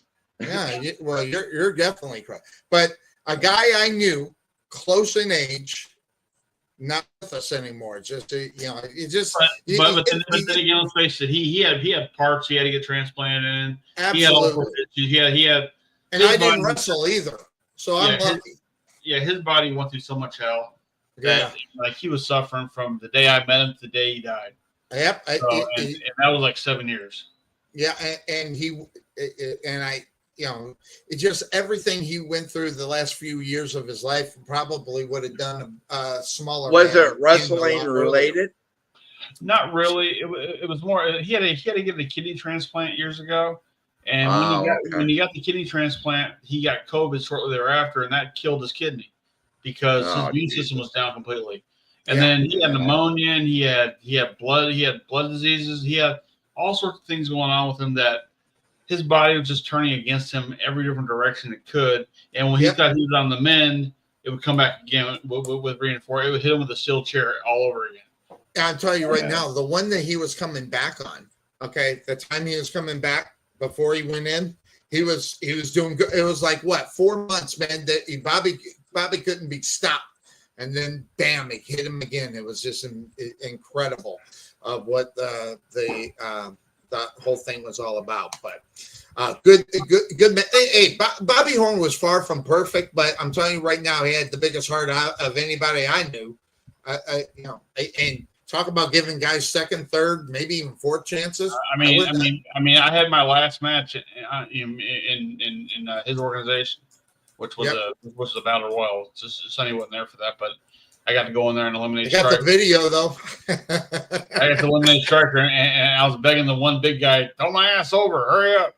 As you get this done. So, all right, well that does it for us here on week 9 of the Couch Potato Sports Show. And that said. Make sure you join us again next time at the same time. I got an extra hour of sleep, so I'm ready to go. And I got the salsa and the on the border chips ready for my I can't wait. I've been waiting. Peace out, everybody. So yeah, hey, this is what it's about. Sunday, eat like pigs and have a good one. And there goes the Podfather, and that's going to do it for us, my man. So take care, everyone. Yep, we'll see you in the chat. I'll be there a little bit late. I'm thinking about going up and seeing Obi at the hospital. His wife's in the hospital. What's her problem? She's not doing well. She's at that heart hospital down there on Banner. So gives you an idea what's going on. So I want to see if I'm going to sprint down there real quick, hopefully, and see him. So that's going to do it for us here on the Couch Potato Sports Show. We'll see you Friday for Friday night, Friday Football Fanatics. Take care, Bob.